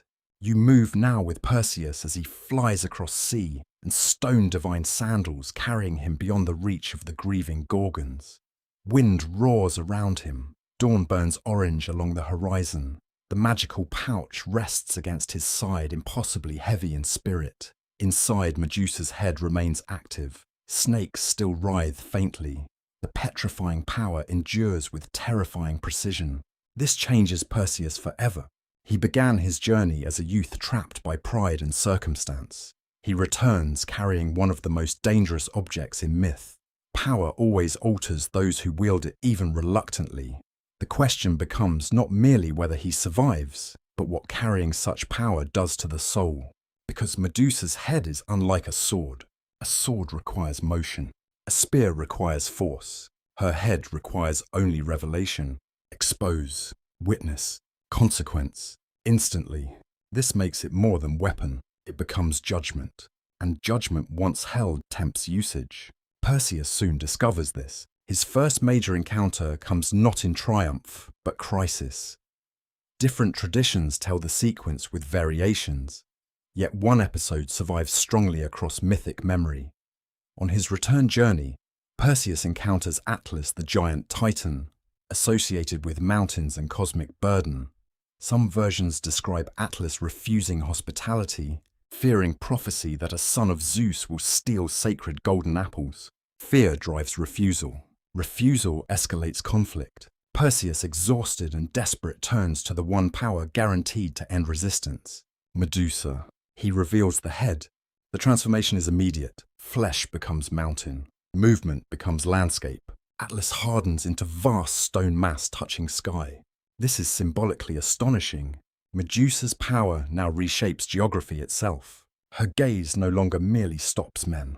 It creates monuments, landscape, permanence. The woman once denied sanctuary now transforms giants into mountains. Ancient listeners would have recognized the scale of this irony. Power denied in life becomes overwhelming in death. Perseus continues. Each crisis reinforces the same truth. Medusa remains unmatched as force. Soon comes one of the most famous episodes of his heroic life, the rescue of Andromeda. You stand on a foreign shore where waves crash violently beneath dark rock. They're chained to stone weights Andromeda offered as sacrifice to a sea monster because of royal pride and divine anger. The scene echoes mythic patterns you now recognize well. Power, punishment, innocent suffering. Again and again, Perseus sees her and acts. Heroism here becomes genuine. No boast, no manipulation, only decision. He chooses to save someone condemned by forces beyond her control. Perhaps Medusa's story changed him. Perhaps seeing unjust suffering sharpened empathy. That possibility matters. He battles the sea monster through courage and divine aid, and in many retellings, Medusa's head ensures victory.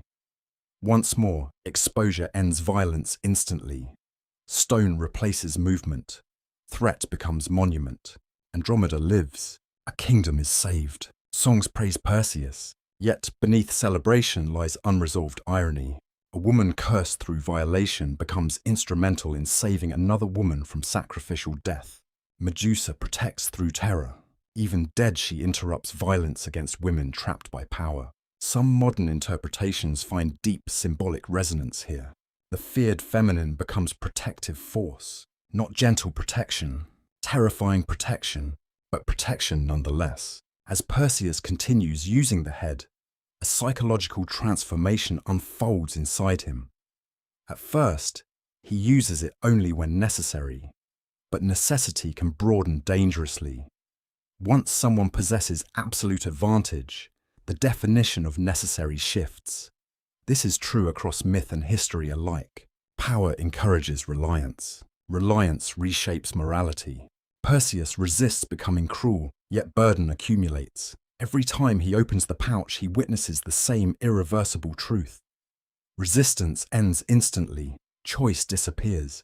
Agency freezes into stone. There is no struggle, no appeal, only finality. Over time, Medusa's head begins representing something larger than combat.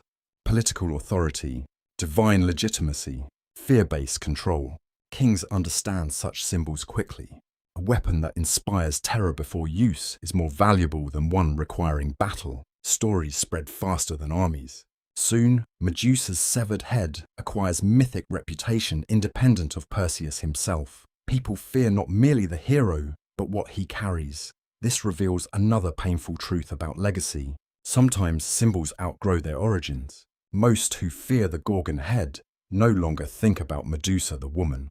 They think about power, weapon, death, control. Her humanity fades again beneath utility. The same reduction repeats. First beauty objectified her, then monstrosity simplified her. Now weaponization abstracts her. Always used, rarely understood. This repetition becomes central to her legacy. And yet something unexpected survives inside the symbol: memory. Perseus cannot fully erase the living Medusa from his mind. Her final words remain vivid.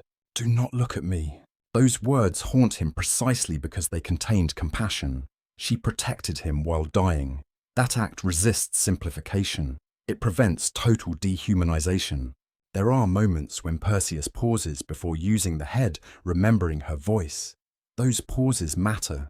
They preserve conscience. Some researchers believe heroic myths often encode moral discomfort beneath triumphant surface. Perseus wins, yes, but traces of unease remain embedded in tradition. Why emphasize Medusa's tragic humanity in later retellings, unless the culture itself sensed unresolved tension? Heroes do not always conquer evil. Sometimes they inherit tragedy. Perseus did not merely kill Medusa, he became carrier of her unresolved power, carrier of her consequence, carrier of her gaze. This burden culminates when he returns home and confronts those threatening his mother. Here, personal motive returns. King Polydectes, whose manipulation began the quest, still seeks control, still abuses power, still believes influence guarantees safety. He is wrong. Perseus enters. No lengthy duel, no drawn campaign, only revelation. The head emerges. The king sees. Stone. Instant justice. At least on the surface. There is grim satisfaction here. The manipulator who exploited pride falls to the very quest he engineered. Fate closes loops elegantly. Yet even this justice carries Medusa's shadow. Her suffering remains the mechanism. Her curse delivers punishment. This raises uncomfortable ethical tension. Can justice born from tragedy ever feel pure? Perhaps not. As years pass, Perseus understands something essential. Medusa's head cannot remain in mortal circulation forever. No human should permanently wield such power. Too much finality, too much terror, too much temptation. He begins considering where such force belongs. And the answer fittingly leads back toward the goddess whose choices shaped everything. Athena. The cycle is closing. The woman Athena cursed. The weapon heroes used. The symbol civilization fears. All threads are moving back toward the goddess of wisdom. And with that return, Medusa's legacy is about to transform once more from weapon of heroes into something far stranger. Not merely feared, revered. Some symbols refuse to disappear. They change shape, meaning, and context, but they endure because they speak to something deep inside human psychology. Medusa's face becomes one of those symbols. Even after death, even after weaponization, even after the heroic age begins fading into legend, her image continues evolving. And now, in perhaps the most profound irony of her entire life, Medusa returns to the goddess whose judgment transformed everything. She returns to Athena, not as priestess, not as victim, not as enemy, as symbol.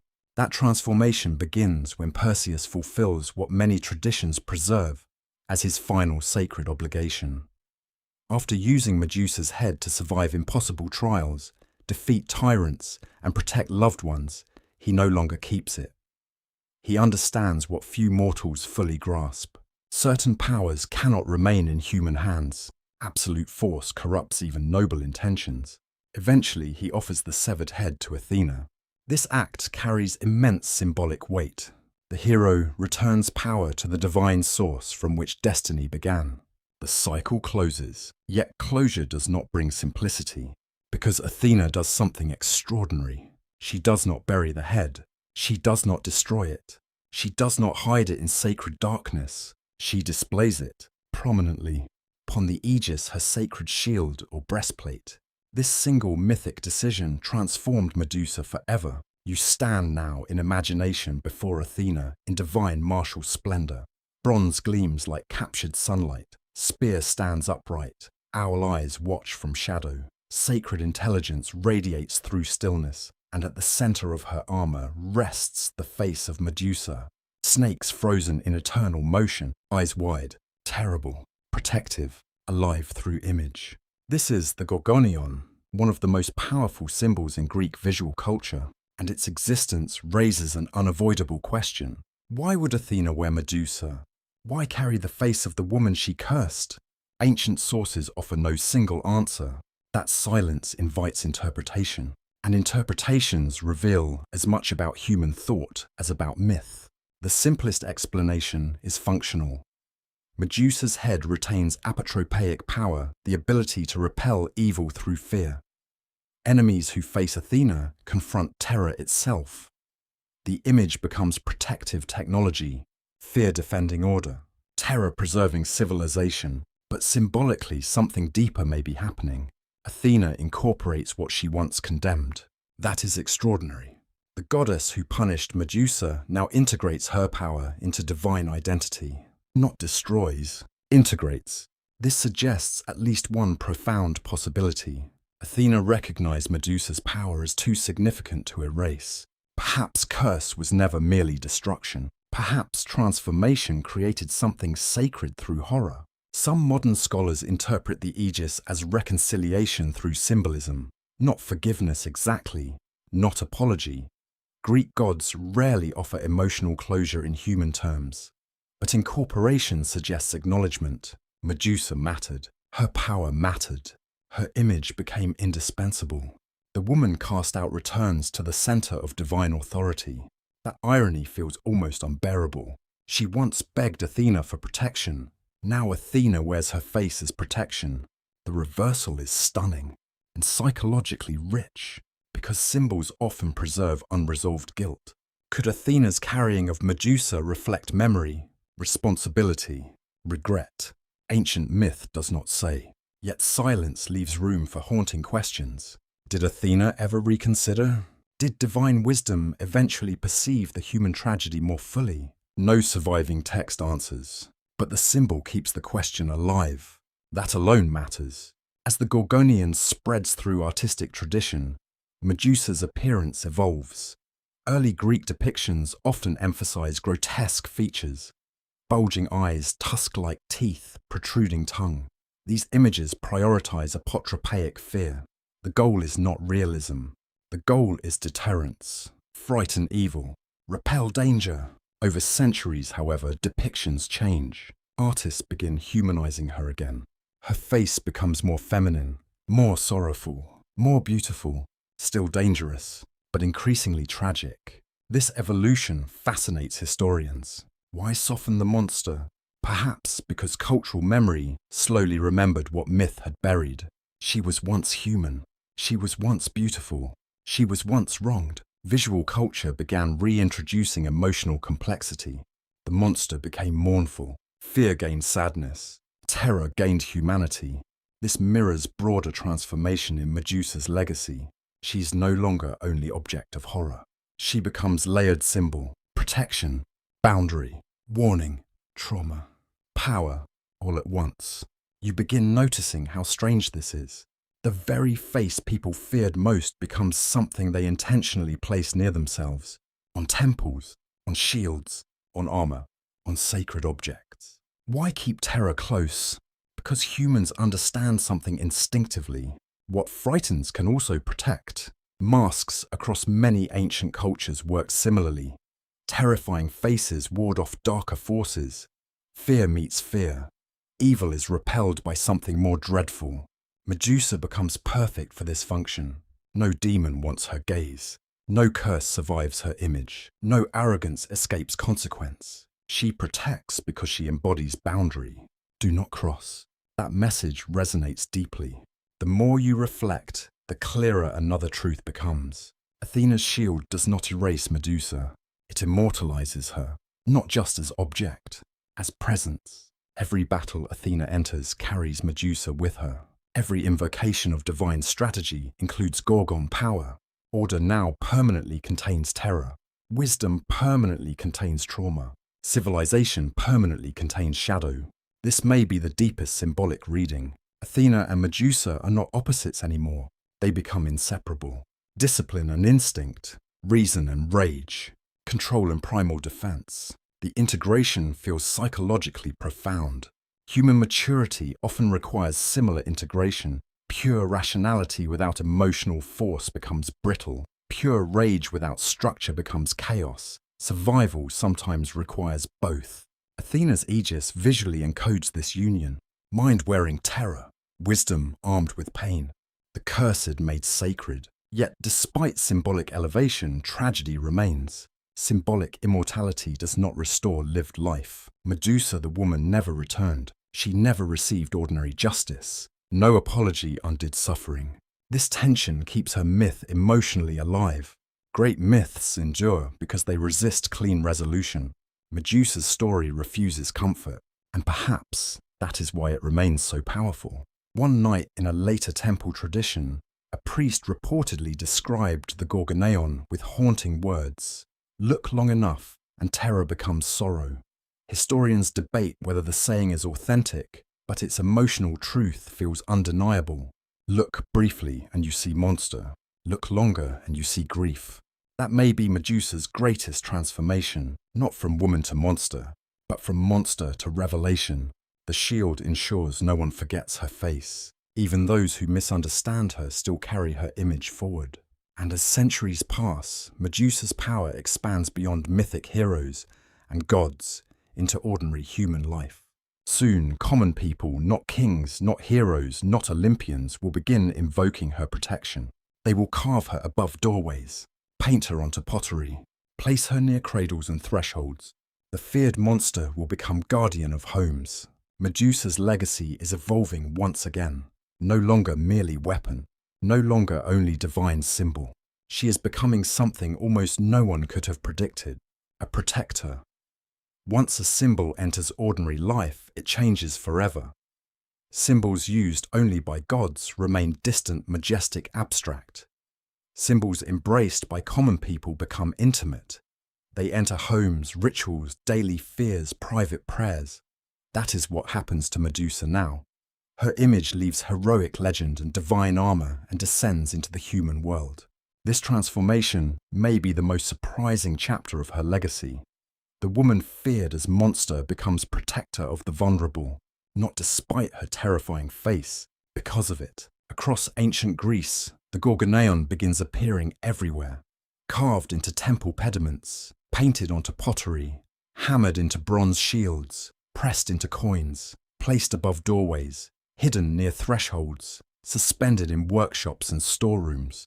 Even cradles and domestic shrines sometimes bear protective faces meant to ward off harm. And among those faces, Medusa's becomes the most recognizable. This tells you something essential about ancient belief. The Greeks did not treat evil merely as moral abstraction. Danger felt immediate and personal. Envy, curses, disease, bad luck, divine displeasure, the evil eye. These were not distant philosophical concerns. They lived close to daily life. A sick child, failed harvest, sudden fever, shipwreck, or unexplained death could all feel tied to unseen hostile forces. People wanted protection, visible protection, psychological protection, and terrifying images offered reassurance. Why? Because fear repels. That logic appears across many cultures. Masks, guardian beasts, monstrous carvings, these symbols protect by confronting danger with something even more alarming. Harm recoils before greater terror. Medusa becomes ideal for this role. Who better to repel threat than the being whose gaze defeats all aggression? The transformation is extraordinary. The world that once feared looking at Medusa now intentionally looks at her for safety. Pause with that irony. The face once avoided becomes deliberately displayed. People invite her image near. Children grow up seeing her on household objects. Soldiers march under shields bearing her stare. Sailors carry charms engraved with serpent hair. Merchants touch protective medallions before journeys. Her image enters ordinary hands, ordinary lives, ordinary hope. And something subtle happens in the process. Fear becomes familiarity. Familiarity softens monster into guardian. This is how cultural memory evolves. Repeated exposure reshapes emotional meaning. Over generations, many who invoke Medusa's image no longer think first of the priestess, the curse, or Perseus. They think of protection, boundary, defense, no trespassing. Ancient mothers may have understood this especially well. Some researchers suggest apotropaic imagery near children reflected parental desire to shield vulnerable life from unseen harm. If true, the symbolism becomes deeply moving. Medusa, denied protection in life, becomes symbol of protection for children. That reversal carries almost unbearable poignancy. The unprotected becomes protector. The violated becomes guardian of boundaries. The feared becomes trusted. No myth could design irony more elegantly. You begin to see why Medusa refuses simple interpretation. Every era emphasizes different aspects. Heroic Greece saw monster. Temple culture saw protection. Later, philosophers saw symbol. Artists saw tragedy. Modern audiences see power trauma, survival resistance. All are real, none complete. That incompleteness keeps her alive, because symbols survive by remaining adaptable. One fascinating shift occurs in visual art. Earlier, Gorgonea focused heavily on grotesque features. Wide eyes, fangs, protruding tongue. But as Medusa becomes domesticated into protective use, artists gradually experiment with balance. Terror remains, but beauty returns. The face becomes haunting rather than grotesque. Beautiful eyes, strong features, snakes woven elegantly, power without caricature. Why this shift? Historians continue debating. Perhaps artistic taste changed. Perhaps symbolic function evolved. Or perhaps cultural memory slowly reabsorbed her humanity. The protector need not look purely monstrous. She can look tragic, regal, sorrowful. This aesthetic evolution mirrors emotional evolution. Society slowly remembers complexity. Monster becomes woman again, at least partially. There is another psychological dimension worth noticing. Apotropaic symbols often externalize inner fear. By placing fear outside the self on doors' walls, armor people feel more capable of managing uncertainty. Medusa's face becomes a ritualized boundary between safety and threat. Inside the home, outside the danger, that boundary mattered deeply in ancient life. Thresholds were sacred spaces. Doors marked transitions between vulnerable interior and unpredictable exterior. Spirits' curses and hostile intentions were believed to cross thresholds. Protective symbols guarded those crossings. Medusa excels at guarding thresholds, and perhaps no one embodied threshold more than she did. Human and monster, victim and threat, beauty and terror, life and death, mortal and myth. She herself lived between states. No wonder she became guardian of liminal spaces. She understood thresholds because she became one. This symbolic depth may explain why her image remained powerful even as literal belief changed. Some symbols outlive theology because they express enduring psychological truths. Medusa does. She represents boundary enforcement, the right to say no, the right to repel intrusion, the cost of violating sacred limits. That meaning resonates across centuries. You can almost imagine an ancient artisan carving her face into stone, hammer against chisel, dust rising in sunlight. Each strike shaping serpent curls stern eyes' protective intensity. Perhaps the artisan knows only fragments of her story, yet instinctively he understands the symbol. This face says stop. This face says respect boundary. This face says consequences exist. In that sense, Medusa becomes moral architecture, not merely decoration, warning made visible. Meanwhile, in mythic imagination, her literal head still exists on Athena's aegis. Divine and mortal uses now mirror one another. Goddess and commoner alike invoke the same force. Protection through terror, order through deterrence, boundary through fear. Yet, as Medusa's image spreads, something else quietly spreads with it. Empathy. The longer a symbol remains culturally central, the more reinterpretation it invites. Poets begin asking uncomfortable questions. Philosophers wonder about justice. Dramatists become interested in tragedy rather than spectacle. What if the monster suffered first? What if terror came from pain? What if the face against evil had once pleaded for protection? Those questions do not dominate yet, but they begin. And once such questions enter culture, they rarely disappear.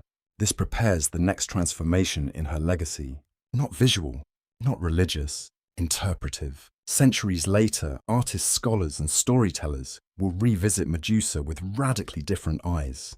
They will no longer ask only how heroes defeated her. They will ask what her story reveals about power, about violence, about memory, about fear. The protector of thresholds is about to become something even more provocative, a mirror for civilization itself, and humanity is still not finished learning from her gaze. Time changes stories the way wind shapes stone, slowly, patiently, almost invisibly. Yet after enough centuries, even the hardest surfaces look different. Medusa's story undergoes exactly this transformation. The further civilization moves from the original mythic world of temples, oracles, and heroic quests, the more people begin asking new questions. Not only what happened, but why. Not only who won, but who suffered. Not only who was monster, but who decided that word. And that changes everything. You leave the age of heroic Greece and move through centuries of retelling. Poets rewrite myths. Philosophers reinterpret symbols. Sculptors carve emotion into marble. Roman writers preserve, alter, and dramatize older Greek traditions. Among them, one voice becomes especially influential: Ovid. His retelling shapes how much of the later world understands Medusa. Ovid emphasizes something earlier traditions often left less explicit. Medusa was once beautiful, and she was transformed after suffering violation. This version matters enormously, because once that framing enters literary memory, the emotional center of her story shifts. She is no longer merely obstacle in a hero's quest. She becomes tragic subject. Her pain becomes central. Her transformation becomes moral problem. Readers begin feeling discomfort, as they should. Why punish the wounded? Why curse the violated? Why does divine justice feel so cruel? These questions echo across generations, and Medusa survives because the myth never fully resolves them. That unresolved tension gives later eras room to reinterpret her. During antiquity and beyond, artists increasingly humanize her face. The grotesque gorgoneon remains, but another Medusa emerges in sculpture and painting, beautiful, sorrowful, almost unbearably human. Serpents remain, but the eyes change. Less rage, more grief. This artistic evolution reveals cultural empathy deepening over time. The monster is being reconsidered, not excused, reconsidered. That distinction matters. Reconsideration asks for context, and context restores humanity. As centuries pass, Medusa becomes more than mythological figure. She becomes philosophical problem. Scholars and storytellers debate what she symbolizes. Historians continue to disagree, and that disagreement itself becomes part of her legacy. Was she warning against vanity, a symbol of male fear toward female power, an apotropaic guardian, a victim of divine injustice, a representation of trauma, a sacred feminine force linked to older earth religions? Another interpretation survives for nearly every era. This multiplicity makes Medusa unusually modern. She refuses stable meaning, and perhaps that instability is the point. Because trauma rarely produces simple narratives. Human suffering resists neat categorization. Victim and danger can coexist. Pain and power can coexist. Compassion and fear can coexist. Medusa embodies contradiction. That is why she endures. You begin noticing a deeper psychological pattern. Civilizations often project collective anxieties onto monsters. Dragons carry fear of chaos. Vampires reflect fear of desire and corruption. Ghosts embody unresolved grief. What does Medusa carry? The answer changes depending on who is looking. For some, she represents fear of uncontrolled feminine power. For others, she represents consequences of objectification. For others still, she becomes the image of boundary itself, the refusal to remain passive before violation. This last interpretation grows especially powerful in modern readings. Medusa's gaze becomes symbolic reversal. The one who was objectified becomes subject. The one watched gains power to watch back. The one made vulnerable becomes impossible to dominate.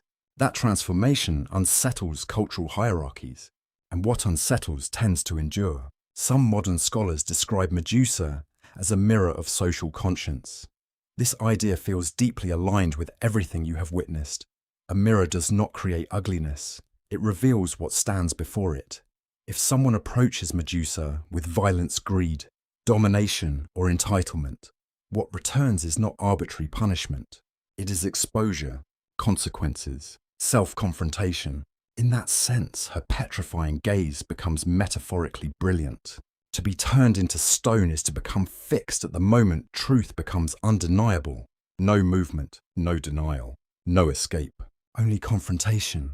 That symbolism resonates across psychology, literature, and philosophy.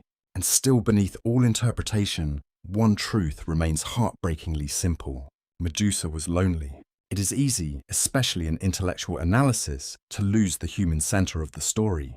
Symbols grow so large they eclipse the person beneath them.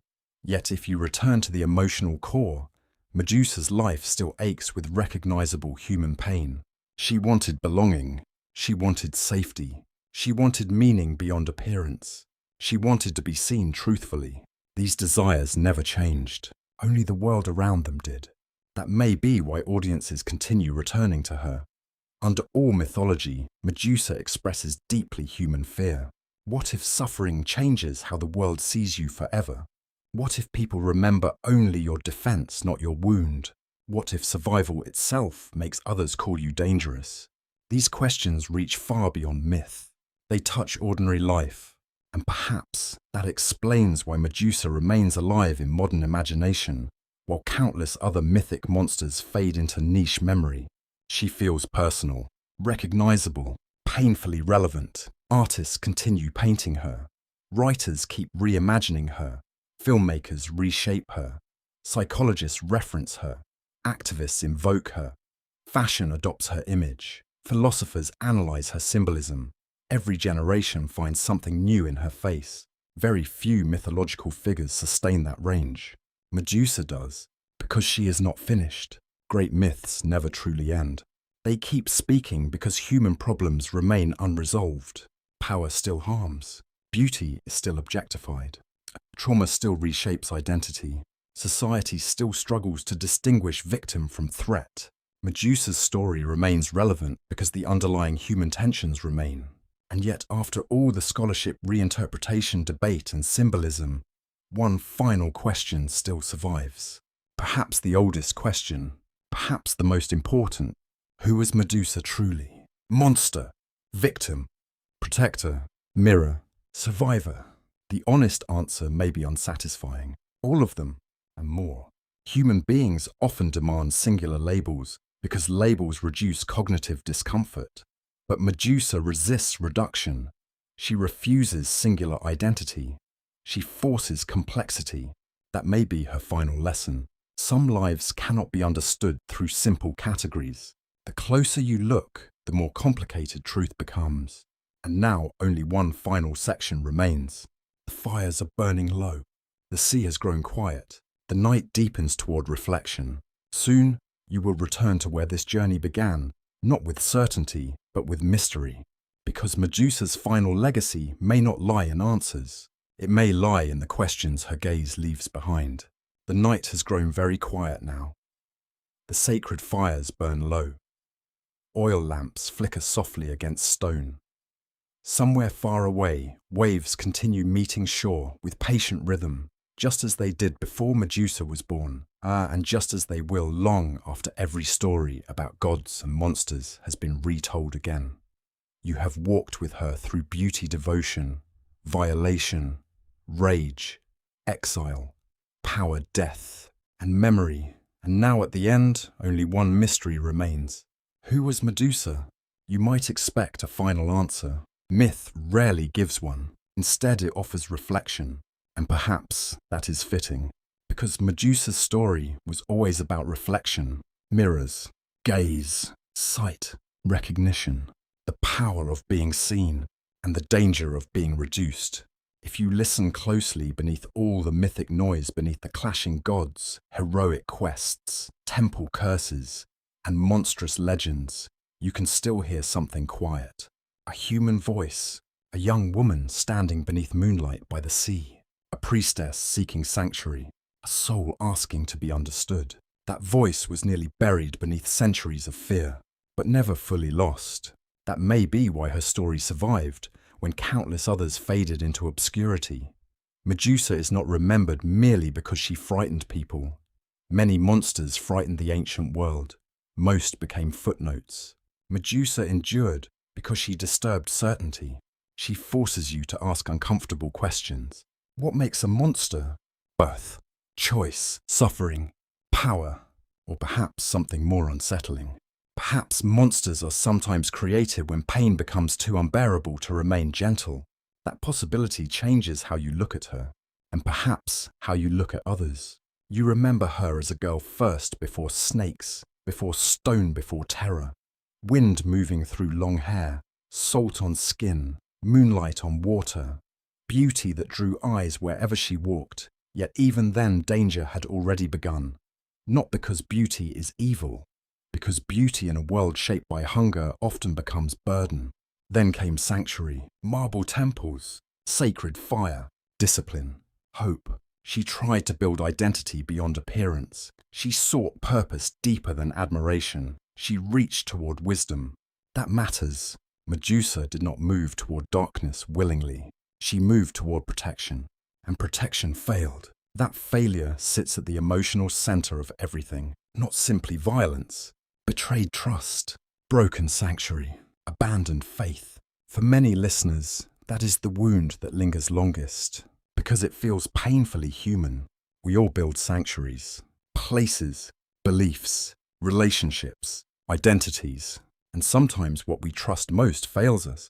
When that happens, transformation begins, not always visible, but real. Some become harder, some colder, some quieter, some dangerous, not because they were born monstrous, because survival demanded change. That truth is what makes Medusa timeless. Her curse externalized something deeply psychological. Pain can turn warmth into armor, vulnerability into defense, tenderness into boundary. The gaze that petrified others symbolized something profound. She became impossible to approach carelessly. No entitlement survived contact. No arrogance escaped consequence. In that sense, Medusa became living boundary. She became the word no made visible. And perhaps that explains why her image later protected homes, temples, and children. Civilization sensed something myth itself struggled to articulate. The monster was also guardian. The terror was also protection. Fear itself became shield. That paradox feels strange at first, then familiar. Because human life is full of such contradictions. Strength often grows from wounds. Wisdom often grows from grief. Boundaries often grow from betrayal. Compassion often deepens after suffering. Nothing remains pure. Everything becomes layered. Medusa teaches that. She resists simplification. Monster, victim, protector, mirror. Each label captures something true. None captures all of her. That may be her final gift. She teaches resistance to reduction. You think of Perseus now carrying her head long after her death. You think of Athena wearing her face upon the aegis. You think of artisans carving her into stone to guard thresholds. You think of poets, painters, scholars, and dreamers returning to her across millennia. Why keep returning? Because her eyes still ask questions. Not with anger, not anymore. With stillness. What do you fear when you look at me? What truth do you avoid? What story have you accepted too easily? These are unsettling questions. Mirrors always are. Perhaps that is why people once believed evil fled from her image. Not because monsters fear ugliness, because darkness fears recognition. To be truly seen is dangerous. Falsehood depends on distortion. Truth depends on gaze. Medusa's gaze destroys illusion, and illusion is often what power relies upon. So maybe the oldest mystery was never whether Medusa was monster or maiden. Maybe the deeper mystery is why humanity needed her to become monster. What fear required that transformation? What discomfort demanded that story? Historians continue debating. Artists continue reimagining. No final consensus arrives. And perhaps none should. Some stories remain alive precisely because they stay unresolved. As the night deepens, you return in memory to the sea where her story began. The water is dark and endless. Stars scatter across the sky like cold fire. Wind moves softly through unseen cypress trees. The world feels older here, quieter, peaceful. You can almost imagine her there again. Not the Gorgon, not the symbol, not the weapon. Just Medusa, young, mortal, standing beneath the moon before fate closed around her. For one final moment, all the later layers fall away. No snakes, no stone, no terror, only possibility, only a life not yet broken. And perhaps that is the gentlest way to remember her. Not frozen in the worst thing that happened, not defined only by suffering, but held in the fullness of her humanity, because memory can wound, but memory can also restore. So as the lamps burn low and sleep begins drawing near, allow the legend to soften. Let the monstrous edges blur. Let the noise of centuries quiet, and simply rest with this thought. Sometimes the most feared faces hide the deepest sorrow. Sometimes the stories we inherit are incomplete. And sometimes, when you look long enough into the eyes of a monster, you do not find evil waiting there. You find grief. You find survival. You find a human being who once wanted what most hearts still want. Safety, dignity, love, to be seen. The sea keeps breathing. The stars remain overhead. And somewhere in the endless theatre of human memory, Medusa still watches. Not to punish, not to petrify, only to remind. Look carefully, look honestly, and do not turn away from complicated truths. Tonight the story ends where mystery began, not with certainty, with reflection. And in that quiet reflection at last Medusa can rest.